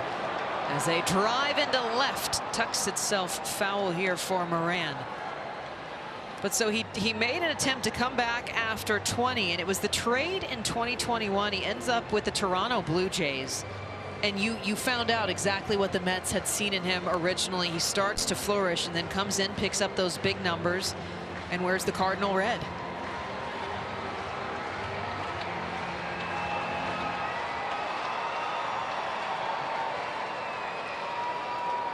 Reds fans going nuts for their 9-hole hitter.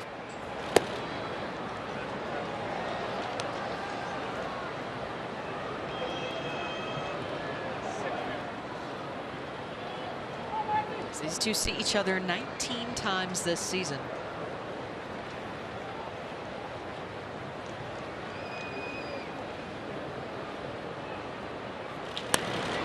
Drive into right field. This one down for a base hit. Moran moving runners to first and second, and he'll give it back to the top end of the Reds, trying to break up a shutout. You see Matt's visually frustrated right there. He continues to get ahead in the count on hitters, and he's just missing his location just enough to where he leaves this breaking ball right over the middle. He's trying to get it to the outside corner, leaves it over the middle, and Moran's able to pull it to the right fielder. But you can see that he's visually upset about that. He knows that he needs to make a better quality pitch in that situation. 70 pitches for Matt so far as the whole infield comes in to have a chat. This copyrighted telecast is presented by the authority of the Office of the Commissioner of Baseball and may not be reproduced or retransmitted in any form. The accounts and descriptions of this game may not be disseminated without express written consent. A long look from the Cardinals dugout. They would like Mets to get a little longer here. Everybody still stretching out after a quick spring.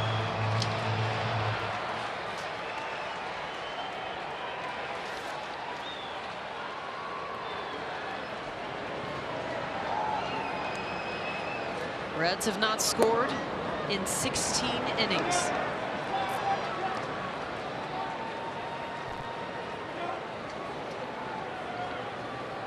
He's going to pitch a little bit off, but Matt's definitely wanted that one.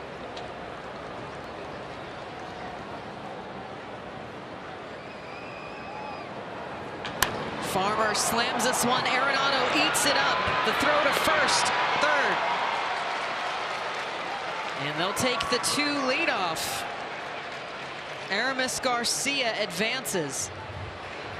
And this right here is the benefit of being able to change the shape of your pitches from time to time. He gets the little cutter, slider out over the plate, gets him to roll over. 6-4-3 standard play for Arenado. How does it feel to be Tommy Edman in between Arenado and Goldschmidt? And that's nothing against Edman, but I mean, you compare those resumes, he's still learning in this game. Hey, Edman walks in the clubhouse, he said, hey, I got gold too. Yeah. Don't sleep on me, baby. Going to start the Gold Glove chase as Brandon Drury takes a strike. Oprah giving out gold gloves to everybody around there. They all earn them though. They should just keep them in their locker, see who can accumulate the most. You're going to have to expand that clubhouse. Yeah.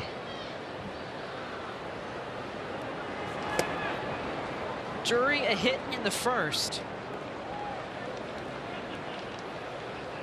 I think Matt's starting to kind of grind it out a little bit. You see, he hasn't been able to have that same pinpoint control at this point. He's missing his spots, but still able to get away with it. They'll get Nick Whitgren warming up for the Cardinals in their bullpen. Inside, and what can you do anything with a pitch that inside? No, not after he goes fastball off the plate away to where Drury's like, okay, let me look out over, and then, ooh, let me sneak this heater in on your hands. Up in the zone as well. That's a tough pitch to do anything with. 10 1/3 scoreless innings for Mets. Drury, this one past the glove of Arenado, and there goes the scoreless innings. An RBI single. Reds get on the board. They cut the lead 4-1.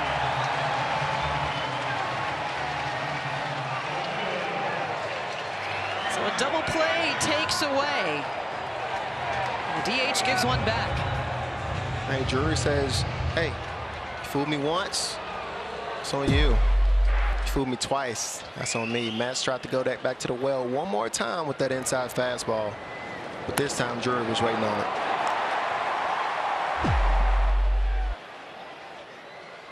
Two outs for Tommy Pham. Hey, Tommy Pham is one of my favorite at-bats to watch. He's such a grinder. You can literally see it in his eyes. He's grinding every single at-bat out. He has pretty good, recollection of the strike zone, but you can tell he's going up there competing with everything he has every single at-bat. And it's tough to lock in every at-bat. It's really tough over, the span of a season. But Pham is one of those guys. He's just a very intense personality, and he's going out there to compete, and he really wants to have success. He does have Mets in his book, a home run between these two. And it'll still be Mets tonight. The second strikeout of Pham, but the Reds get on the board after 5. They trail St. Louis 4-1. Welcome back to Friday Night Baseball on Apple TV Plus, presented by Q Health. Melanie Newman, Chris Young, Hannah Kaiser, Brooke Fletcher here at Great American Ballpark in Cincinnati, Ohio. Major League Baseball and its clubs continuing the important tradition of celebrating Earth Day, highlighting everyday environmental sustainability practices that can be applied in ballparks, offices, and homes. MLB will also continue to focus on environmental awareness at various points throughout the season, including during the MLB All-Star Week and through important partnerships, including Players for the Planet. Happy Earth Day, everybody. There have been ballparks around the league today that have been participating in different community cleanup activities as Paul Goldschmidt faces the new righty in Luis Cessa. Hoffman done an inning in 2/3, 1 run, 3 hits, a walk, and a strikeout. Hoffman came in and did a good job controlling the damage. You have Sessa coming into the game. I remember him with the Yankees. He's a guy that you normally see more sliders than sinkers. Then his four-seam fastball is actually his third most used pitch. Well, and interestingly, since he's come over to the Reds, they have him going the opposite direction of many other relievers, throwing fewer sliders and more fastballs. Sliding stop, Kyle Farmer. He cannot unload this one in time. Paul Goldschmidt is having himself a night. A tremendous effort by Farmer there. He had to bury this one on the fly. And Goldie finding a way to pick him up and put him down. I'm telling you, Goldie's a big dude, but he can get up that line. And Farmer, that ball in the 6 hole, he had no chance of getting Goldie. Great stop, though. Look at him. Look at Goldie moving down the line. 3 for 4 night for Paul Goldschmidt, and the first time he has not arrived at second on the play. Infield shifts to the left for Tyler O'Neill. Not that you're a little biased towards Goldschmidt or anything. I'm a big Goldie fan. Is it obvious? I mean, not that you shared a clubhouse. I love really good players, you know, and guys who show up every day and can be consistent year in and year out, stay healthy. I mean, how can you not like a guy like that? It's very tough. Well, and he sets the example in that clubhouse. He's not somebody that you'll see tremendously outspoken. He just comes in and he demonstrates by putting the work in the right way. And another guy that picks up on that is Tyler O'Neill. Right back up the middle in the shift. Lopez, the throw to first. High. Votto keeps a toe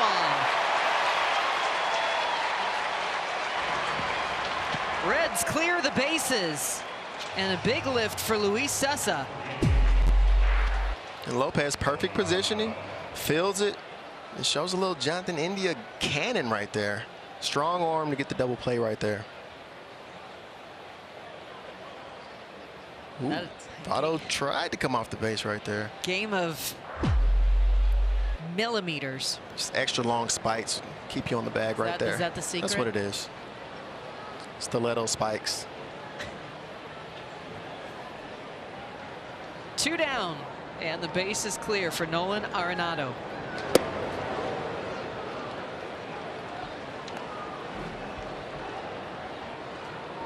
Mel, you know I like making a call every game, right? I made a call last game with Tim Anderson on a base hit, and he ended up striking out on 3 pitches. Yep. I have a homer call. We haven't had a home run tonight, so let's have it. It's not a homer swing, though, right there, Nolan. I'm going to tell y'all why I made the homer call right there. We have no runners on base, big double play, rally killer. So Nolan's up there at the plate saying, you know what? Let's go ahead and add 1 to the board, and I'll just do it all by myself. CJ Cron has 6. Arenado has 5. So maybe a little extra incentive there on the leaderboards. Just leave one hanging over the middle. I'm not pulling for him. I'm just. Uh-oh. Ooh. Deep to left, and this one just foul. Let's take another look at this Joey Votto play here. Did he have those extra long spikes? He did. Extra long spikes right there. Keeps him on the base. Looks like a little levitation there. Think you can slide a $1 bill under the spikes right there? I'd bet. A Canadian quarter. He's an American citizen now. He can slide a $1 bill. He is.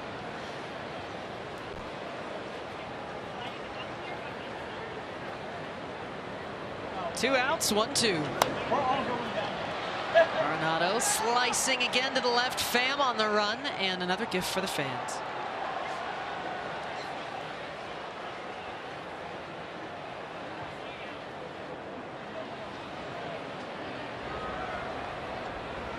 Joey Votto at 6'2". He needed all of that. I'm not convinced on those spikes, CY. I'm not convinced that he's 6'2". Because we were talking during batting practice, and I feel like he was a couple inches taller than me. Maybe it was the spikes, though. Maybe it was the spikes. Arenado slamming that left side right now, and another foul ball. And this is a pretty distinct change for Arenado.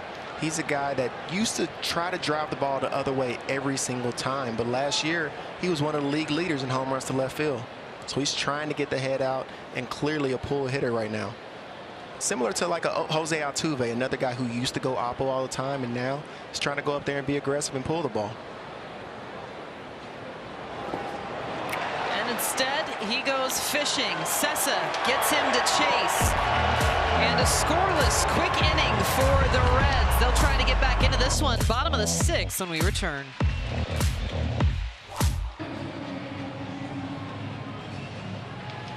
Steven Matz, despite having to labor a little bit through the 5th, he will return for the 6th. He and Joey Votto, who I got to give props, walks up to Dolly Parton, getting the inning kicked off. Right back up the middle. First pitch hunting Joey Votto. He's got his 2nd knock of the night. Let's go ahead and send it back to the studio. LG's got some updates for us. What's up, Mel? Let's get you out to the Bronx here. Yankees, Guardians, first of a 3-game series. Bottom 3, 2 outs, runner on, and that means Aaron Judge will end up with a 2-run shot, his 2nd of the season. Yanks now lead 3-1. Now out to the nation's capital. Bases juice, 2 outs there for Brandon Crawford. A little bit of a blooper there to left field. That'll end up scoring 3. He'll make it to 2nd. The Giants now have a 7-0 lead. Meanwhile, let's get you out to South Florida. Red Sox, Rays, Rafi Devers. Yep, that thing was tattooed for his 3rd of the season. 4-1 the score in that one. Let's get it back out to you, Mel. All right, thanks, LG. Steven Matz into the line. The single for Joey Votto, and Oliver Marmol is going to call for the bullpen. New pitcher for the Cardinals when we return on Friday Night Baseball. Suit up this season at MLBshop.com. Check out the largest selection of authentic caps, t-shirts, collectibles, and more. Gear up with your favorite team at MLBshop.com. Steven Matz getting some hugs. His night is done. 5+ innings of work. The first multi-hit game of the season for Joey Votto chases him out. Nick Whitgren to Nick Senzel. If you'd have told me it had been a couple weeks into the season for Joey Votto to have his first multi-hit game, I would have called you a liar. I wouldn't have been mad at you for that. You know? 6th appearance for Whitgren. Veteran guy, 7th year in the league. Signed a 1-year deal back in mid-March or so. Fastball, change, cutter, slider guy. He's been the go-to so far. He's off to a good start, too. 5 appearances, 3.1 hits. Innings pitch, 1 run only. He'll be pitching against the Wave. Are you a fan of the Wave? No. What? I'm not. I don't dislike it either, though. I'm indifferent. There's so many people out there trying to cancel the Wave. No, I don't think it's as aggressive as needing to cancel it. I just really don't have an opinion on it. But I think there's some things in life people just have hard opinions on, and they don't really have a reason for having them. And the Wave has somehow come into the crossfires of one of those topics. I mean, for all the anti-waivers out there, like, what would you like to replace it with? I love the Wave. Watching the baseball game. We're watching either way. Our eyes are not waving. We're just watching the game. If I'm sitting in the stands, I can't wait for the Wave to come around. I always want to be one of the people who initiated the Wave. TJ Friedel on deck. Ground ball. Arenado to 2nd. And that'll be all they pick up. So if you're a player and you're in a game where you're losing, you're home, you're at your home stadium, you're losing, the crowd starts doing the Wave, that doesn't feel a little disrespectful? No, not at all. Everybody's here to enjoy the game, just like Arenado's enjoying the game right now. And we take plays like this for granted because he makes them look so easy. But being able to keep the double play in order is what makes this defense so strong, to where you literally have to earn every single run that crosses the plate because they're not going to give you anything. Well, the infield draws in now for pinch hitter TJ Friedel.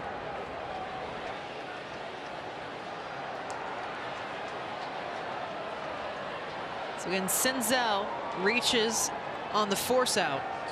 And in place of Aristides Aquino, outfielder TJ Friedel digs in. just promoted from AAA Louisville prior to Tuesday's game out on the West Coast.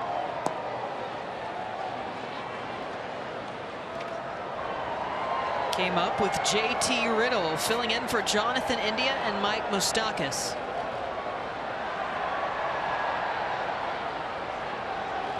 No better time than now to get the season started off right.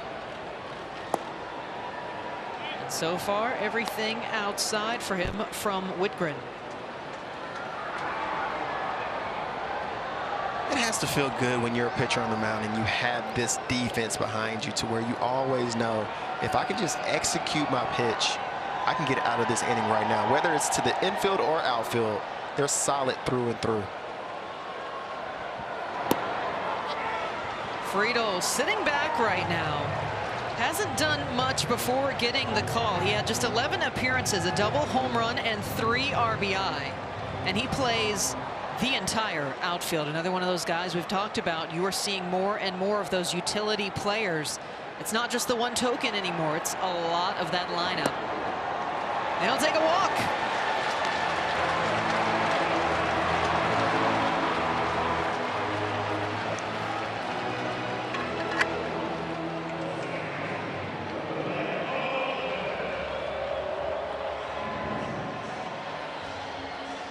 So the Reds still looking for a lead. They're down by 3. And the tying run at the plate would be Leo Lopez.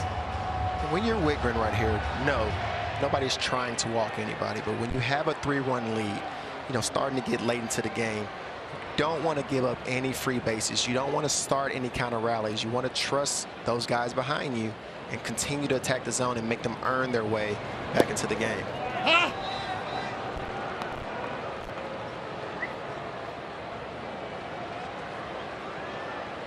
First time batting from the left side this evening after facing off with Steven Matz.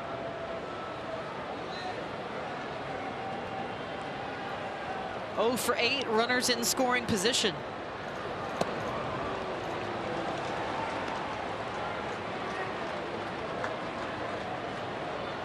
And the one runner again that Steven Matz was responsible for, Joey Votto, eliminated off the base path. So this is all on Whitgren at the moment.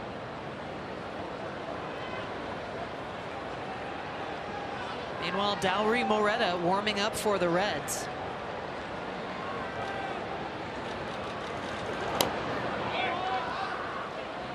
Whitgren taking his time here.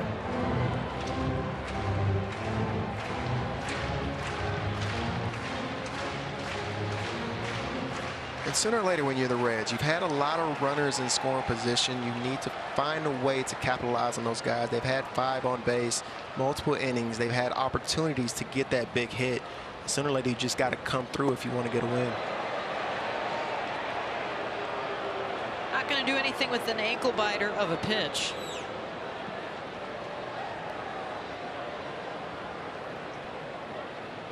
And a single for Lopez in the second. It was 1 on, nobody out, and the Reds got rolled into a double play.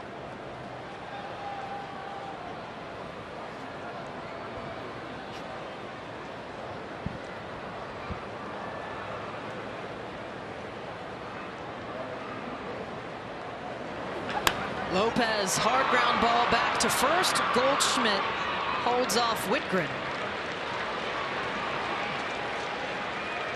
So runners advance for the Reds, but again they find themselves back against the wall with 2 outs. Good play by Goldie, not trying to force the issue. Take the out that's given to him.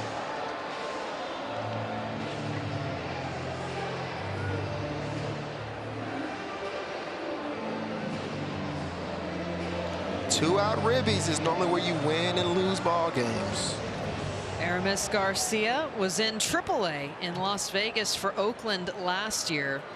2013 and 2014 Johnny Bench Collegiate Awards semifinalist. First pitch, pop up. Called off by Kisner. And the Reds stymied once again. Cardinals holding a 4-1 lead and waving our way into the 7th on Apple TV+. Well, some changes for the Reds as we open up the 7th inning. Again, TJ Friedel, who came in to pinch hit for Aristides Aquino in the bottom of the 6th. He'll take over in right field, again, just called up from AAA this week. And Dowry Moretta, the right-handed pitcher, will take over on the mound. The third reliever this evening for Cincinnati, Luis Cessa, an inning of clean work, 1 hit and 1 strikeout. Fresh off a birthday last Friday, 26 years old. Jackie Robinson Day. That's a great day for a birthday, right? 4-seam, change, slider, sinker. Good mix of stuff, but pretty much a majority fastball guy. 95, 96, 97 miles an hour. Oh, and they like his stuff because, like Whitgren, he comes in with the most appearances for the Reds in the young season. This is his 7th. 2021 between Double and AAA. And he faces Corey Dickerson, middle of the lineup, to get his night started. I think that was a changeup right there, but it has a little cutter action to it, actually.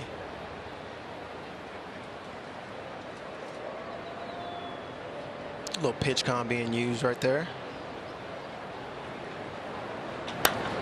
Swing and a tall shot out towards left. Pham is on it again and in front of the wall.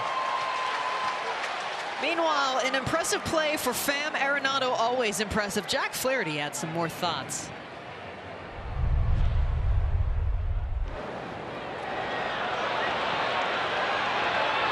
He's so good. You were laughing the other day when he made that play. He said, watch this. He said, watch this. You like that one? Watch the next one. See why you joked that he has time to turn and wave at the dugout. Watch this. He does. He's one of those guys. He's probably made that play in practice thousands of times, but I think people need to go out there and try to play third base, understand how long of a throw that is to make on the run, running away from the base, and be as accurate as he is. It's extremely impressive.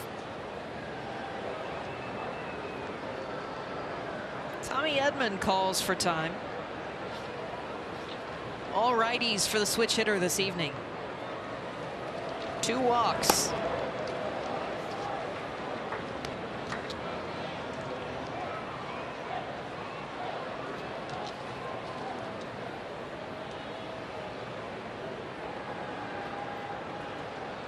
Edman in a baseball family in a different sense than you would expect. They work in the minor league ranks, so when he made his way up and through, they got to leave the ticket windows and come watch the game.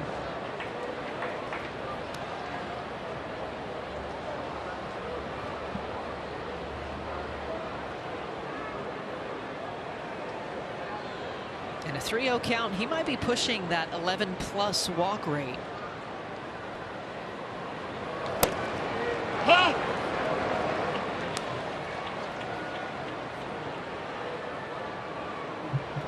Moretta, the 18th best prospect for the Reds. One of 9 pitchers on the opening day roster with less than a year of experience. Edman sends this one out to right and just foul. It's the youth wave. We'll all learn together, right? All feed off of each other. And still a very zen clubhouse, and that's something we got to discuss earlier, is the panic button being hit yet? And you know, you take the off day yesterday, you take everything in stride, and you just keep hearing it's a long season, and you never know how it's going to turn out. Payoff pitch for Edman, and he loops in a single. And Mel, I think you're forced to have that attitude. I mean, this early in the season, if players are panicking or players are concerned, it makes for a really long year. You know, you come into the season without high expectations from the outside world, but within the clubhouse, you understand that, hey, we still can go out here and be competitive. We still have some really, really good players in our clubhouse, and if some of our young guys can step up and come out here and prove themselves and continue to grow and continue to learn, continue to get better, we can go out there and be competitive and be a spoiler for a lot of teams, even if we don't make the playoffs.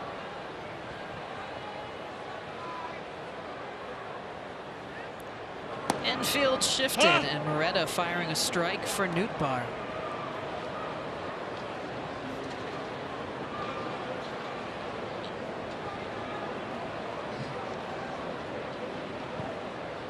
You see why it feels like it can sort of go one of two ways. If you know you're a team that the projections don't have you high, do you want to know that for that bulletin board material? Shot into left, and Pham perfect again. Or do you want to avoid that and sort of tell yourself we could do it? I think you have to get to the situation where you say, you know what, it doesn't matter what people think about what we're going to do. I mean, and that goes both ways. If you're a team like the Dodgers and everybody says that you're going to win this year, that actually doesn't put any wins on the board for you. You still have to go out there and execute and find out what type of team you are. And the only way to do that is to play them out. So it doesn't matter that nobody doesn't believe in you. I'm not going to say nobody, but majority of sports writers and fans feel like this is going to be a rebuilding year for you. You still can go out there and catch some people off guard. And if you don't believe, who will? You got to sell yourself. That was something Buck Showalter said to me this spring training. Thing he has the most respect for is teams that win when they're expected to, because that's difficult to do. Like you said, if you're the Dodgers, you can't. You don't start a couple games up just because everybody expects you to be so much better. You got to win those games. Yeah, it's almost better to be a team like the Braves, where last year they weren't chosen to win. They weren't picked to win. There was a lot of other powerhouses in the league that everybody assumed would win. But the Braves kind of snuck up on everybody, and they were hot at the right time. And that's how you win a World Series. 5 All-Stars departed that Cincinnati roster. And again, not a rebuild, just a change. Baseball is cyclical.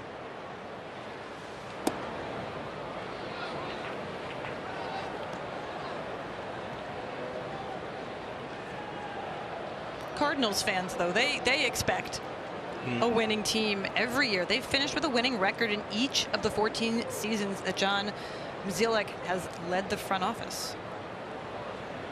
Yeah, when you're in that clubhouse, you're definitely expected to at least have a winning season. If you didn't have a winning season, it would be miserable around there, especially with all the guys in there, all the experience that they have. Pujols with a couple World Series championships. Like, you don't want to be in an environment ever to where the Cardinals aren't expected to win. And ownership does a good job with that. They're going to go out there and spend. They're going to go out there and get those guys that they need to win ball games and build from within, like you were hitting on earlier. And that was a big reason for Pujols to return. It was that winning mentality and inclusion to let him help win games. He actually turned down bigger financial offers from other teams because that's how high up it was for him to be able to return to St. Louis. And I think at this point in his career, that's probably what he should be doing. I mean, you're thinking about your legacy. You're thinking about how you're leaving the game. And I don't think there was a better team for him than the Cardinals. Drive into right center for Sosa, and it's wrapped up by Senzel. Heading to the stretch, it's all Cardinals.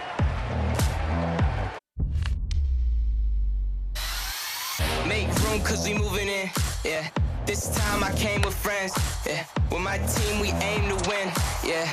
Right now the show begins. Time to go. It's time to go right now. Get ready. Welcome back to Friday Night Baseball on Apple TV Plus, presented by Q Health. Melanie Newman, Chris Young, Hannah Kaiser, Brooke Fletcher at Great American Ballpark in Cincinnati, Ohio. You can bring your friends to the one spot with all of your favorite free MLB games. Play the hits with Beat the Streak, Quick Pick, and more. Visit MLB.com/play and download MLB Play today. Second reliever of the evening for the Cardinals. Whitgren, just an inning of work and maybe a little bit of a surprise here, facing Colin Moran. 9-hole hitter. In comes the righty Giovanni Gallegos. That's Ryan Helsley.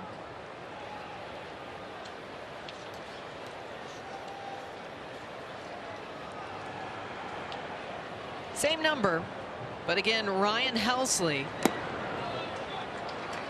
There's the 99 we've been looking for all night right there. 4-seam fastball, cutter, curve, Majority of the time, you're going to get the four-seamer or the cutter. Four-seamer's 98, 99 miles an hour. That cutter's about 87, 88. Coming right at you.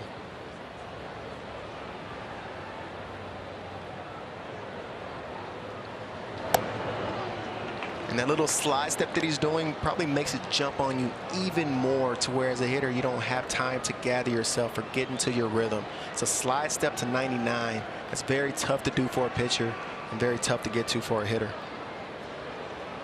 Righty hasn't pitched in 3 days, an inning and a third against Miami.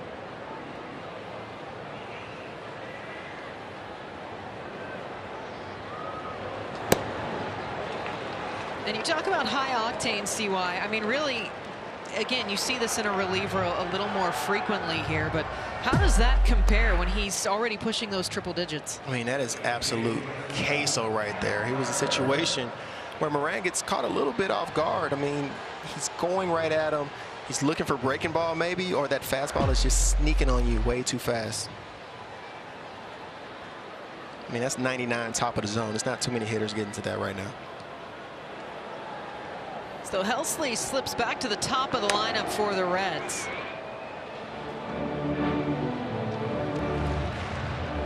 Farmer tried the little sneak attack move right there, praying for the heater.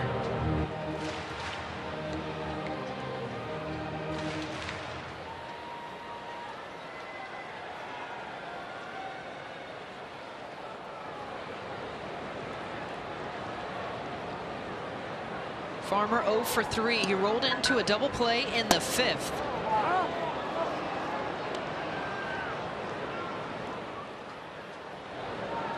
That's tough right there. You're gearing up for heater, gearing up for heater. You're watching the previous at bat. When you're on deck and somebody's hitting, you're trying to get your timing off that fastball the entire at bat of Moran. And Farmer feels like he has his timing down, and then he goes up and sees 3 breaking balls. So it's a great piece of pitching, actually, by Helsley. Yeah, in a night where you thought this would be all Hunter Green with the high velo, Helsley comes in averaging 98. Well, that's part of what makes it so difficult to be a hitter in the league right now. It's not just Hunter Green who can hit triple digits. I mean, all over baseball, guys say that, you know, there's everyone coming out of the bullpen is throwing fire. They have all these different pitches, all these different arm slots, and you're getting a different look almost every inning. Well, that's why we've got CY next to us, according to him. Yeah, for sure. And you know what? That's also what makes Hunter Green so special. You've always seen a lot of bullpen guys who throw hard, and you don't normally see a starting pitcher who can go out there, a young starting pitcher who can go out there and consistently be in the upper 90s. Still a lot of good things to come from Hunter Green. Back-to-back strikeouts. Meanwhile, for Helsley, trying to have a tidy 7th. Heads up back to the booth. Were you going to catch that? I really would love to catch that. He didn't bring a glove. Fair-handed, baby. I got it. Just need one chance. I'm a two-handed, though. I'm not going to. I saw a game, I feel like yesterday I was watching the Cardinals game, and there was a guy in the stands just completely barehanded it, stuck the finish right there. It was beautiful. It's a highlight moment. You never forget that. No Cardinal has struck out the side to start 2022.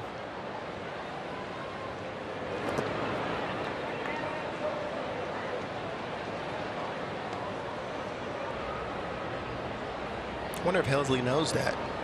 Pressure's on now. Well, it seems that when you try to telepathically communicate anything downstairs, they kind of go opposite. I'm 0 for 2 on the season, y'all. Had 2 predictions this season. They've resulted in 2 punch-outs, unfortunately. But it's still early in the season. Well, if you wanted to help him out, you could predict a home run for Brandon Drury, and then he'd get that punch-out, and we'd get our first 3-strikeout inning. Hey, I'm a very pro-offense guy. So I'm assuming throughout the season, you will never see me, Drury able to hold up his swing right there. You'll never see me pull for a hitter to strike out. No matter what team it is, it's just so hard for me to have that level of hate in my heart to say that somebody's going to strike out. Friend of the position player, Chris Young. 2-2, Drury underneath this one. Back in left, Tyler O'Neill circles. And a 1-2-3 inning for Ryan Helsley. We've got 7 closed. It's 4-1 Cardinals. Friday Night Baseball on Apple TV Plus is presented by Q Health, the most accurate COVID-19 self-test trusted by Major League Baseball. And sponsored in part by Geico. Switch today and see all the ways you could save. And by the Eat Fresh Refresh at Subway. Well, Dowry Moretta, an inning of work, and as he was one of a slew of Reds players to hit the opening day roster with yet less than a year of service time. In behind him comes the righty Alexis Diaz, and he has got even less. One of 3 pitchers with no service time. David Bell talking about Diaz says he has elite stuff, but he's still young and inexperienced. But if he's taking anything from his older brother, you may have heard of him, Mets closer Edwin Diaz. You know, he has a bright future ahead of him in super electric stuff. Fastball, slider combo, 95 miles an hour and up. He had a perfect 7th inning against Atlanta as he pulls a quick 0-2 against Kisner. And that was his Major League debut. A perfect inning in your Major League debut against the reigning World Series champs. I mean, put that one in the book. Yeah, some arms in that family, some live arms in that family. They probably had a lot of fun throwing stuff at each other as kids. Playing catch with their friends, they're like, man, you gotta get a different glove for me, man. That was a dangerous game of wall ball in the Diaz family. Oh, core memory unlocked. Kisner looking for his first hit. He's ground out, flied out, struck out.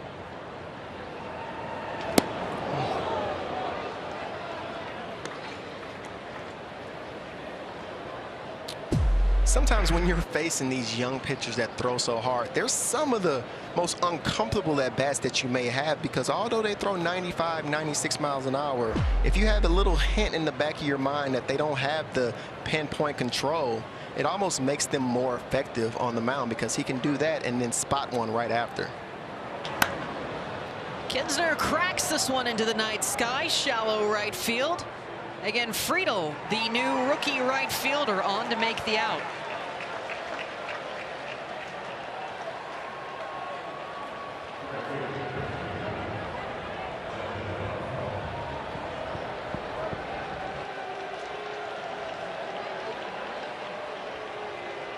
Diaz, the 27th best prospect in the organization coming into this year.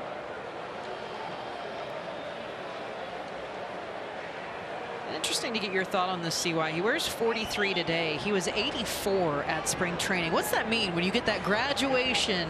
You're out of the 60s, 70s, 80s. Hey, you got promoted. I remember my first spring training, I was number 79. And my ultimate goal was to get rid of that number. And as soon as I could, I got 24 on my back, and I never wanted to let it go. But it is a sign of progress. And you have your few guys like the Aaron Judges of the world who have 99, and they like to keep that number to remind them. Another deep drive, this time into center field. Senzel, 2 down. And you see a lot of players who will keep that high number to remind them to stay humble and to remember where it all started and never get too ahead of yourself, and understand that I could always go back to that minor league number if I don't come out here and take care of my business. But it's always good to get what I consider a real number on your back. What's the cutoff? Where does the real number start? I think once you have a 5 in front of it, I think 40s are still, you don't know if that's a sticking big league guy. I mean, 42 is a pretty strong number, right? They're the bubble numbers. 42 is the strongest number. Yeah, after 42, though, it gets iffy. Unless you're playing for the Yankees and all the single digits are completely retired already. Got to get creative. Then you go Aaron Judge and go with 99. Number 46 up here, just hoping and praying to someday graduate to a real number. Mm-hmm. Yeah, 1 through 9 are gone in that Yankee lineup. Here's my guy, right? That's what I was saying. I was like, you're unintentionally slighting him and his 46.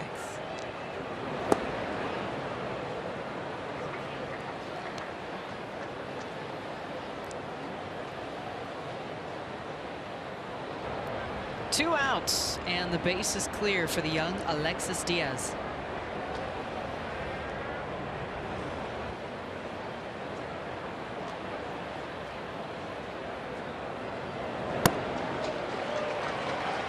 Goldschmidt, a 3 for Fortnite, falls behind in the count here.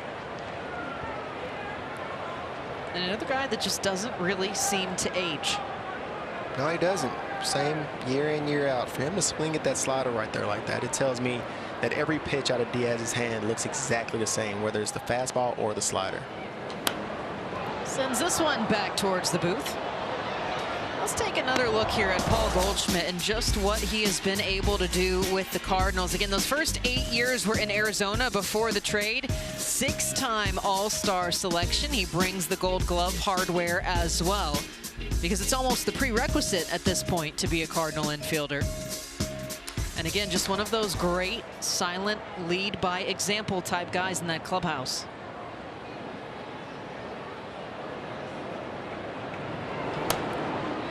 Pokes this one back on the infield, and a 1-2-3 inning for Reds pitching.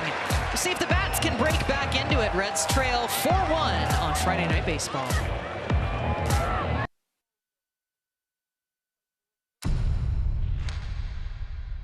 Can I say one more thing? Sure. Albert Pujols, I love you, man. You're one of the greatest to ever play this game, and I hope you get to go out the right way. And you know, I'm just a huge fan, and I hope you hear this one day because you know you're my favorite player. Thank you. That was Nolan Arenado, May of last year. One of the greatest players in today's game, sending a message to his favorite player, Albert Pujols. But little did he know, just a year later, he would be playing on the same team with him. Now, Nolan's always admired Albert as a player, but now that he spent time with him, it's the day-to-day treatment that he's really just appreciated. He said he has been leading our meetings, speaking up, checking on us, making sure we are ready to go, reminding us of certain things before we step on the field. It's just really been great having this opportunity to play with him, guys. Brooke, it's just phenomenal, and it's hard to put in words with some of these guys. Pujols, Miggy, Yachty, Wainwright. You're really seeing a golden age right now in baseball as Helsley rings up Tommy Pham for the first out, his third strikeout in 4 batters faced. That's just a nasty slider off the plate, but a little bit about Arenado and Pujols. It still makes you realize how much we're like little league kids admiring our, you know, the big time guys that are in the game now. And it'll be somebody else to come in and face a big time guy in Joey Votto. Oliver Marmol goes up to the bullpen, and a new pitcher for the Cardinals in the 8th. Welcome back to Friday Night Baseball on Apple TV Plus, presented by Q Health. Melanie Newman alongside Chris Young, Hannah Kaiser, Brooke Fletcher at Great American Ballpark in Cincinnati, Ohio. Albert Pujols, no doubt Hall of Famer. And last Sunday, his 681st home run, a 3-run shot off Aaron Ashby. 3rd inning, Cards versus Brewers, and it tied it all up. His 447th as a Cardinal. And again, Ryan Helsley's day is done. Genesis Cabrera takes over. And for Helsley, a night to hang your hat on, ending in a 3rd, and 3 of your 4 batters faced a strikeout. And the back end of this bullpen has gas after gas after gas. Another guy, 96, continue to pound the zone. And Joey Votto, trophy, we call that trophy taking right there. When you go into the plate, you're just trying to see some pitches. He's trying to see if Cabrera has good control going today, or if he needs to try to work a walk to get the train rolling a little bit. Votto, 2 singles, and again, his first multi-hit game of the season. He's trying to get in rhythm with his dance, and that pitch too far in. And Hennis is thinking that Votto maybe stuck his elbow out there a little bit, but hey, you come up and in like that, it's no way you can get out of the way of that pitch. And Votto running into some bad luck. And this is what elbow guards are for, everybody. Guy throwing 96, 90, 97 miles an hour. Take that off the elbow, it's no funny bone right there. And again, the Reds last year first in hit by pitch. Jonathan India led the way, 23 of those 105. He owned a quarter of the team's hit by pitch.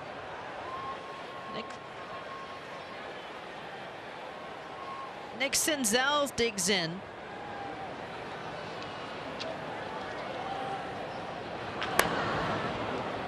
And fouled away. And we've seen a lot of close calls already to start the young season. Top of the 6th, Reds-Dodgers on Friday. And a scary moment for Joey Votto, the changeup from Tyler Anderson. Dodgers had a 3-0 lead at the time. Things getting a little heated. We've seen a lot of pitches up in the zone. You've seen a lot of helmets getting knocked off early in the season. Maybe a mix of the cold weather and the somewhat lack of grip on the baseball has gotten quite a few balls to get away from pitchers lately. I was going to say, it feels like every one of these games, that's what we're talking about, is the hit by pitches so far this season. He's driven in 2 runs. He's been hit 3 times, but he stands aboard at first for Senzel. Major League Baseball isn't unaware. I've been asking pitchers about that grip issue, and some of them have said they've talked to guys in the commissioner's office about it. And now this off speed, a little too far inside. They'll ask Laz Diaz up at first base.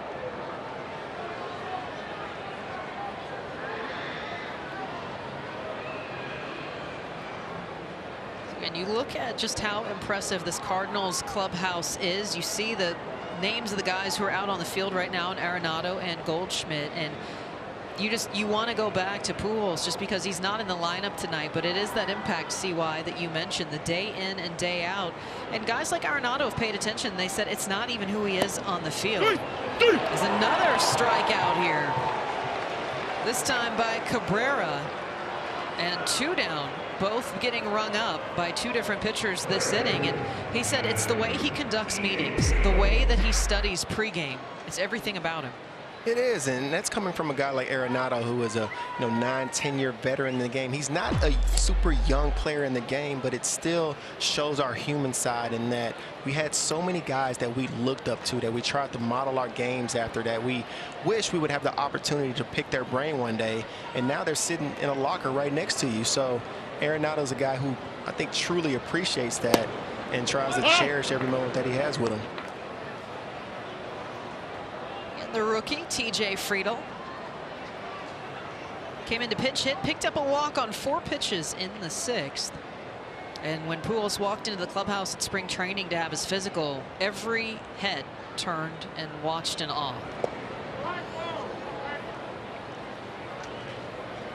And that's saying something. Again, you've got guys with nearly 2 decades in there, and if you're still commanding that, I mean, it's, you can only imagine what a guy like Friedl feels looking at somebody like Joey Votto. And this is my teammate now, this is a guy who's going to be a legend in his own right in a Reds uniform. Yeah, that was like me when I was 13 years, 12 years into the game, and I walk into a Yankee clubhouse and I'm teammates with Derek Jeter. That was a moment for me to where it's like, wow, like I admired you as a player. And now I get to share a clubhouse with you and pick your brain on a day-to-day basis. To some extent, we're still all kids in our own right. Especially with the respect that we have for those veteran guys, you learn to just appreciate those moments.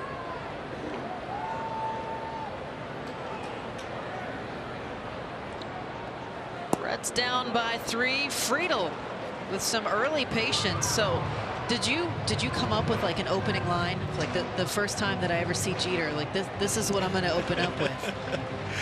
I think I was so nervous that I wanted to get a feel for like what type of person he is, because once you see somebody on TV, you don't really know how they are into the clubhouse. So it wasn't until I walked in and he approached me and made me feel comfortable. It wasn't for me to run up on his locker.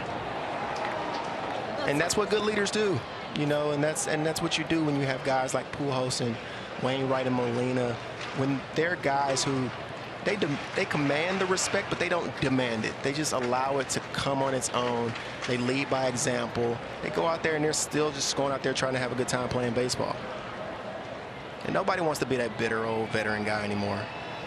Payoff. Friedl skies this one. No play. Yeah, we give a lot of young guys love in baseball these days, but there's a value to a veteran presence. Like, you know, it's not just the advice you give. There's real, tangible, on-field value from having a reputation. For instance, Yadi's defense, he's famous for his ability to catch guys stealing, a 40.2 caught stealing rate in his career versus 27.5 in the league average. But beyond that, opposing teams attempt steals far less often when they're facing the Cardinals than they do against any other team. Runner goes, payoff pitch kept on the infield again. Edman eats this one up, and the Cardinals continue their run through 8. They've got a 4-1 lead.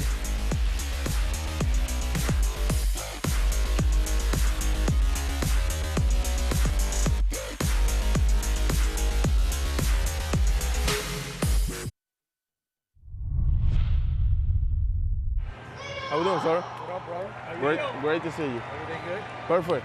How about you? Good. Nice. Oh! Come on, Joy. That hurt. Luis Castillo having a little fun hanging out in their dugout, keeping it loose. That's what we've heard from the Reds. Confident that they're going to find their groove eventually, although they've had a little bit of trouble tonight against the Cardinals. Buck Farmer is the 5th reliever this evening for the Reds. Alexis Diaz, an inning of clean work. Farmer goes through the middle and immediately gets O'Neill to chase. He is 5 for 5, retiring first batters faced. 73 appearances in 2019 with the Tigers. Impressive. This guy can throw a lot. Four-seamer, slider, changeup. Another 95-mile-an-hour guy. Seems like I'm saying that a lot tonight. It's a lot of gas on the mound. A lot of similar profiles. O'Neill skies this one. He's also been quiet this evening. 2 in the sky, 2 on the ground.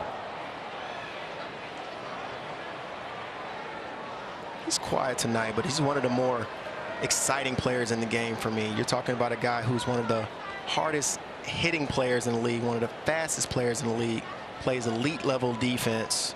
He's a fun player to watch. He's already got 2 gold gloves. And Laz Diaz. O'Neill couldn't hold back the bat. Farmer stays a perfect 6 for 6, a strikeout on 3 pitches.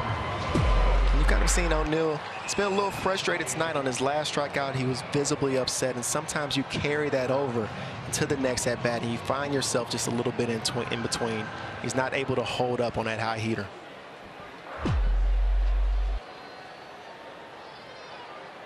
Another Canadian across the way, although Joey Votto's dad wasn't Mr. Canada, so I wonder if we're having a contest here if O'Neill gets the extra leg up on everybody else.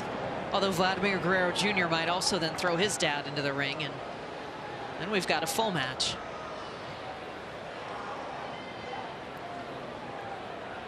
Arenado a walk and a single. He's been quiet since the 3rd.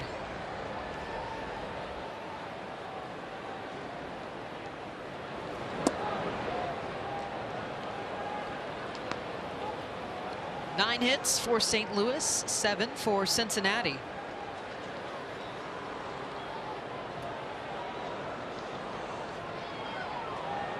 It was really a stellar performance for the Reds bullpen this evening. Just 1 run and a big chase for Arenado. Well, sometimes you got to go out there and sell out. Just say, I'm going to sit on that heater. But this is a game of adjustments, and sometimes the adjustments that you make as a player is that you change the bat that you're using.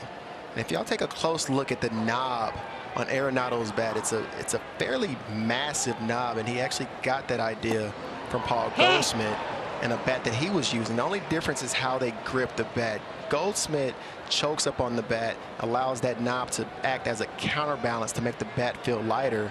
But you'll see Arenado, he grips the bat at the very bottom of it, which still acts as a counterbalance to where you can use a bigger bat and it feels lighter. But even with 9 years in the league, you're trying to make changes. You're trying to get that feel. Arenado up the right side for a base hit, and consider a change made. Hey, and sometimes when you're struggling, like let's say last year may have been a little tough stretch that he went through, you'll go inside the dugout and just start grabbing people's bats and seeing what feels good. And he probably grabbed his bat one day and it felt amazing. He said, you know what, this is my new everyday bat. I don't know what I was doing the last 9 years. Should have been using this the entire time. And Goldschmidt talking about it earlier, and you just mentioned, CY, the difference in how the two of them hold a relatively similar bat. And he still sounded a little incredulous about Arenado. He's like, man, he's right at the bottom of it. I don't get it. That's not my thing. But you know what? Hey, if you're over 400, keep at it. Yeah, absolutely. But if it ain't broke, don't fix it.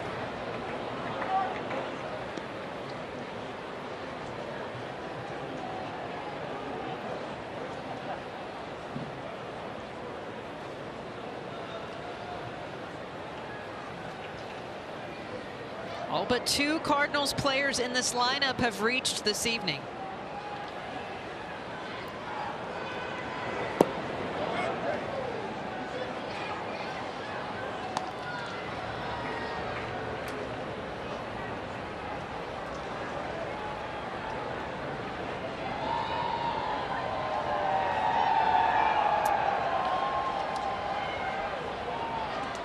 Riverboats floating by. It sounds like a reattempt at the wave. We'll keep you posted.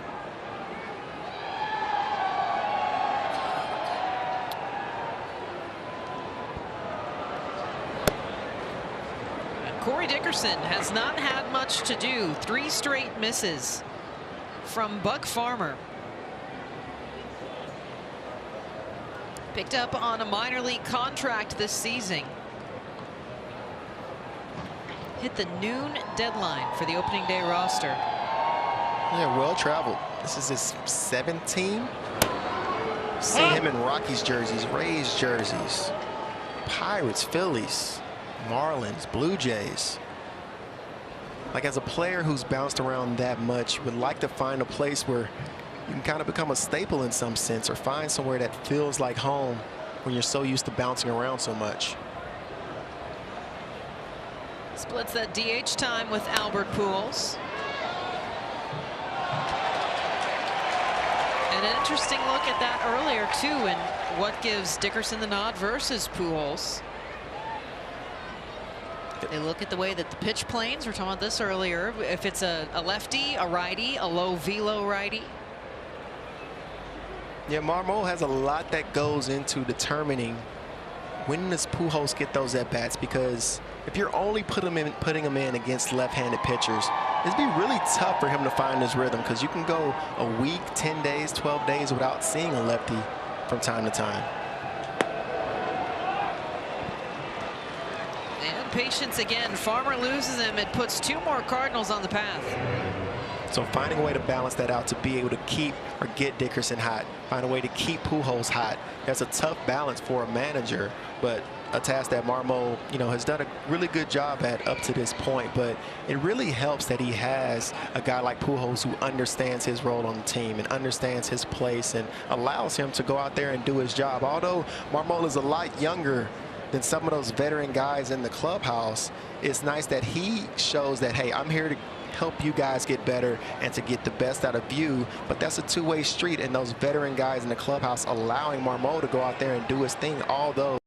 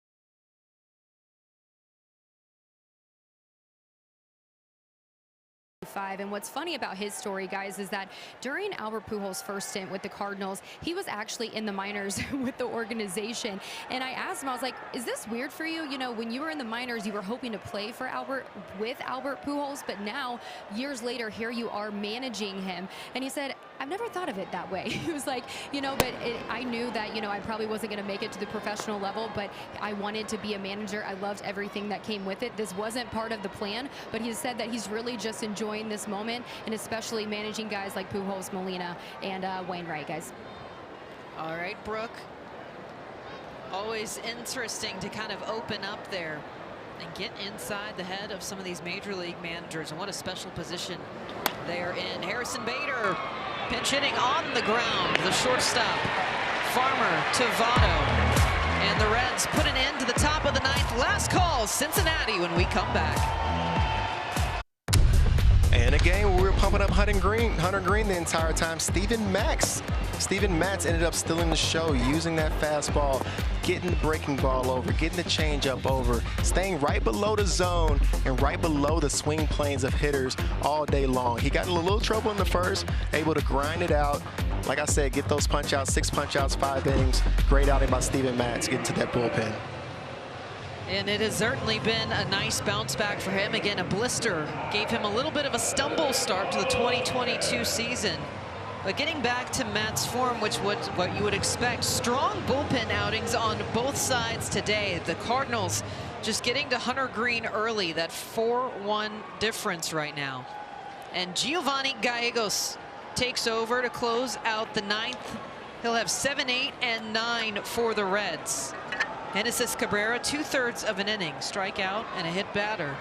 So in the bullpen, all the guys that we've seen come in the game are all 95 and up guys. Giovanni Gallegos, actually the opposite. He's a 93 guy, but he relies on heavy on his slider majority of the time to get his outs. 85 miles an hour with the slider, and his four-seam fastball, 93, and he'll mix a change in from time to time. Alejo Lopez, single in the second. He's been used exclusively to finish games so far this season, Gallegos. But when we asked Marmol about it earlier, is he your closer? He said, no, he's going to pitch whatever the most high leverage situation is that they encounter in a game. Yeah, you see that quite a bit. It reminds me of like how Terry Francona used to use Andrew Miller. Like he was a big time high leverage guy, depending on who's coming up, depending on if there's some runners on base. But he said one thing that Gallegos is likes is that if he's on the mound and he's getting loose in the bullpen, he likes to come in no matter the situation. 13 1/3 scoreless innings. As he gets Lopez to send this one foul. You're starting to see a more fluid trend. We've talked about position players who can, you know, slot into multiple areas, but for pitchers as well, you're not having that defined starter for 7, the bridge, the setup, and the close anymore. It's really a situational setup now.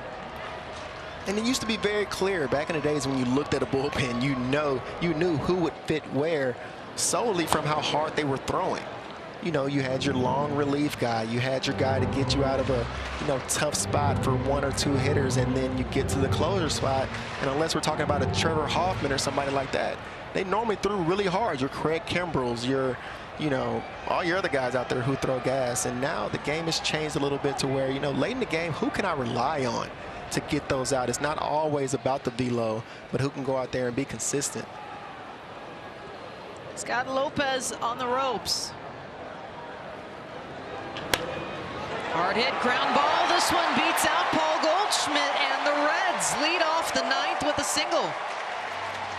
Yeah, even Liam Hendricks, who seems like the prototypical closer with the old school manager in Chicago. I asked him recently, what do you like about the ninth inning? What do you like about closing? And he said, I'm not a closer, I'm a reliever. I'll pitch any inning. And Lopez able to stay back on that breaking ball, pull it through the 4-hole. Trying to make something happen once again. We got a runner on base. Trying to make some things happen, stay in the game. Reds with 8 hits, the most in their last 12 games. And it's gotten them a whole run tonight. They're going to come looking for you. Hey, it is what it is. As an offense, you know when you're scuffling, sometimes you have to get creative out there. You're trying to find a way to manufacture runs, and it seems like at a time when you press more, it makes it even tougher to get those runners in. Every time you have a couple runners on base, you tense up just a little bit to try to be the guy who gets that big hit. 5 of the 8 have come in a 2-strike count. The problem is running out of outs.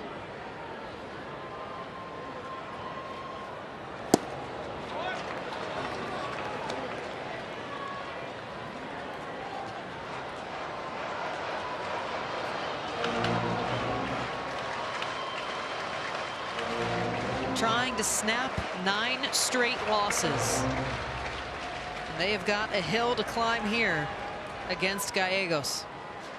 Cardinals trying to find a way to get their third double play of the night.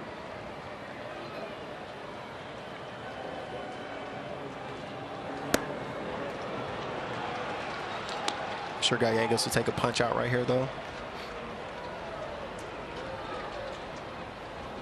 Is that how you separate it? You don't want to root for the player to strike out, but you will root for the pitcher to get a strikeout. No, I said he's trying to get a double play ball, but he would be happy with a strikeout. As a hitter, I would never put that on you, though. It's bad juju. Home runs only from CY. Garcia lifts this one. No man's land. 3 Cardinals come in. It'll be the right fielder, Dylan Carlson. And with Bader, O'Neill, and Carlson out there in the outfield, this is arguably, probably statistically, the best defense in the game. They passed the eye test, too. Bader and O'Neill came up with each other, albeit 2 different organizations. Part of a very heavy-hitting offensive production class. And then backing it up when they've got, again, just unshakable defense.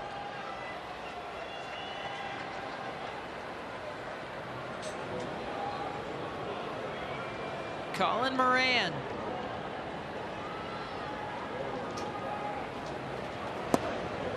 Huh?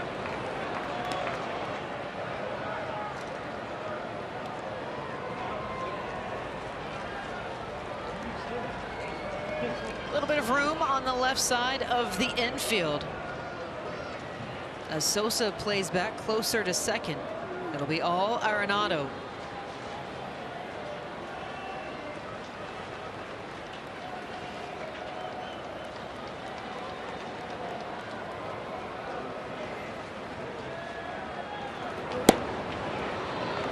And Gallegos, that fastball planted.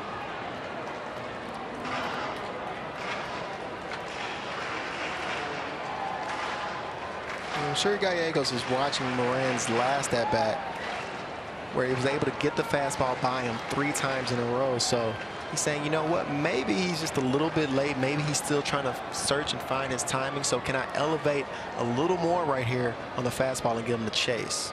Or do I waste the pitch in the dirt to set up the fastball?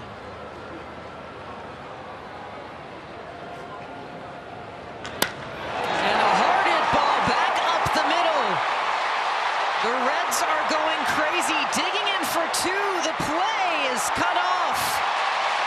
A double for Colin Moran. Runners at second and third. And Kyle Farmer, the tying run, comes to the plate. And this is the fine line that you play with when trying to elevate the heater. He misses just down a few inches, ends up being right down the middle, and he's able to drive that ball into the gap.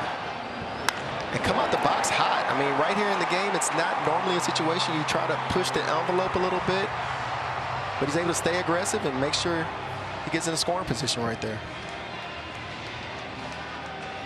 And a reminder as well, while the Reds are all in on it, the Cardinals, none of them use the PitchCom system. First extra base hit for the Reds in over 20 innings.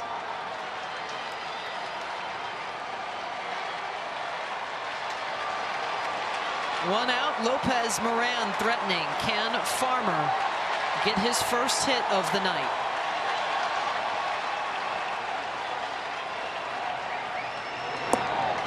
And this right here is a slight momentum shift. You know, all game long, it seems like St. Louis has had a hold of the game to where it wasn't too many situations where you felt like Cincinnati was going to jump back into it. But all you have to do is be leading for one inning of the game, and that's the most important inning right now. You can hear the crowd getting back up into this one.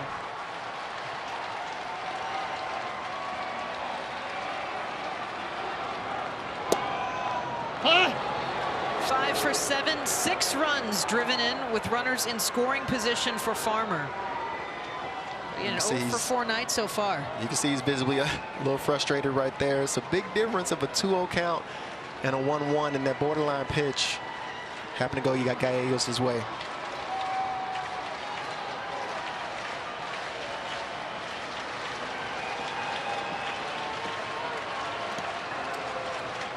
Gallegos. Farmer. Back to Sosa. And they'll scratch a run. So they cut this lead in half 4-2, but now they're dealing with 2 outs. A little bit that doesn't get focused on. I mean, Moran's hustle right there on that hustle double keeps this game alive.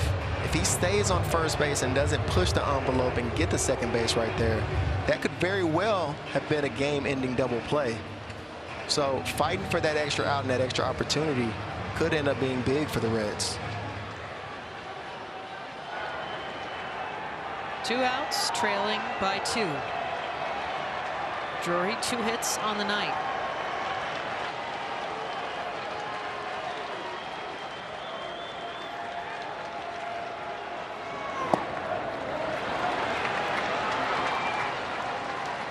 Can you keep that pressure off your back? The 9-game losing streak. The 2-out troubles this evening. A tough Cardinals defense. And Gallegos tougher on the mound. And Drury's looking one pitch, one spot right here.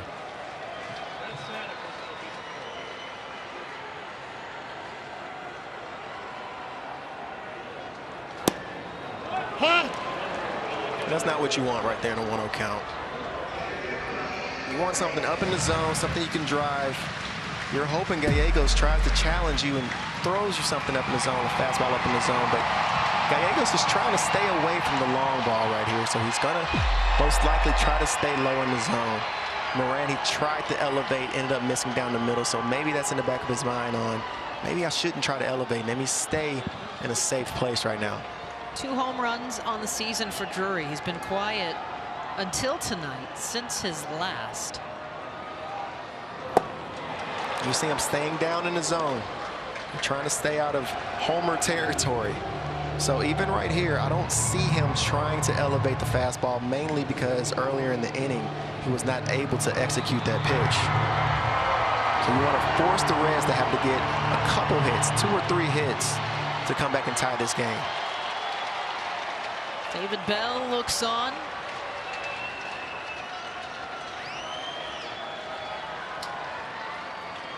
Pham on deck if Drury can reach, and time called. It's probably worth mentioning that, you know, we talked about how Hunter Green didn't have his best stuff, but if the Reds can come back here, we got to give him credit for keeping his team in the game, working around all that traffic, really battling in the innings that he did pitch. He did. And I still look forward to hearing this post-game interview tonight. See how he felt. 7 runners left stranded through the first 4 by Reds pitching. 2 outs. And a bounce in the dirt. Moran takes off for third, and he has it handily. A miscue for Gallegos. That ball got away, but you're not too worried about that runner on second base. His run means nothing right here. He's trying to stay down in the zone, and sometimes you hold on to it just a little bit too long and spike that breaking ball. But he's trying to wipe him out. He's trying to get the strikeout right there.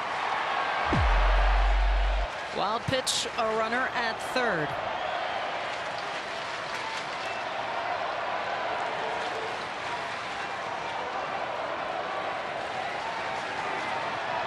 Tying run at the plate. Reds faithful would love to see this come out. Cincinnati. Drury swings a drive into center field, sends Harrison Bader backpedaling. Ball game. Cardinals hold on despite the 9th inning threat. They win 4-2. Cincinnati drops its 10th straight.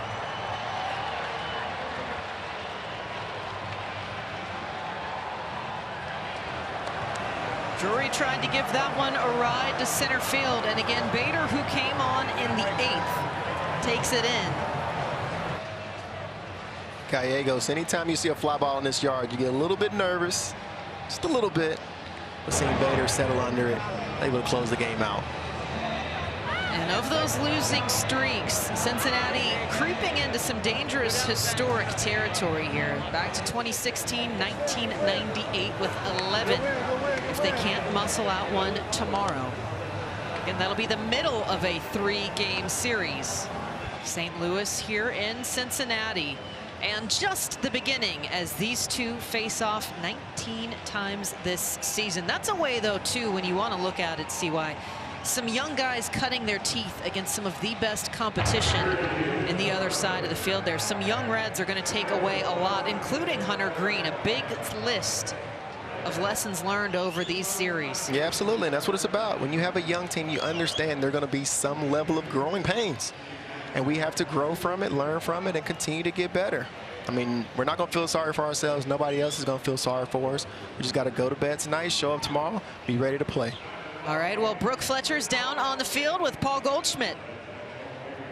Paul, after 5 solid innings from Mats, your bullpen comes out here, gets out of a jam here, but how much confidence after their performance that do you have in your pitching staff?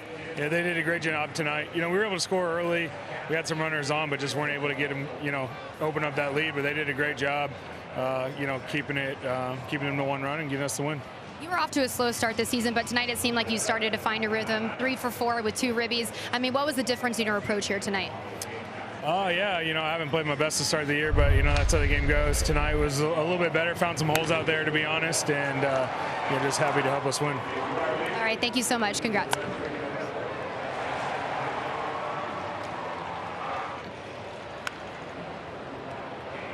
All right, well, again, a look here at just some stellar performances. Paul Goldschmidt beating it out, showing that age is just a number as he continues to contribute heavily, a member of this Cardinals club. You wondered how it would go after he departed Arizona for the first time, and, well, it was a pretty fluid fit. As, again, for Goldschmidt, a 3-hit night as the Cardinals a 4-2 win over the Reds.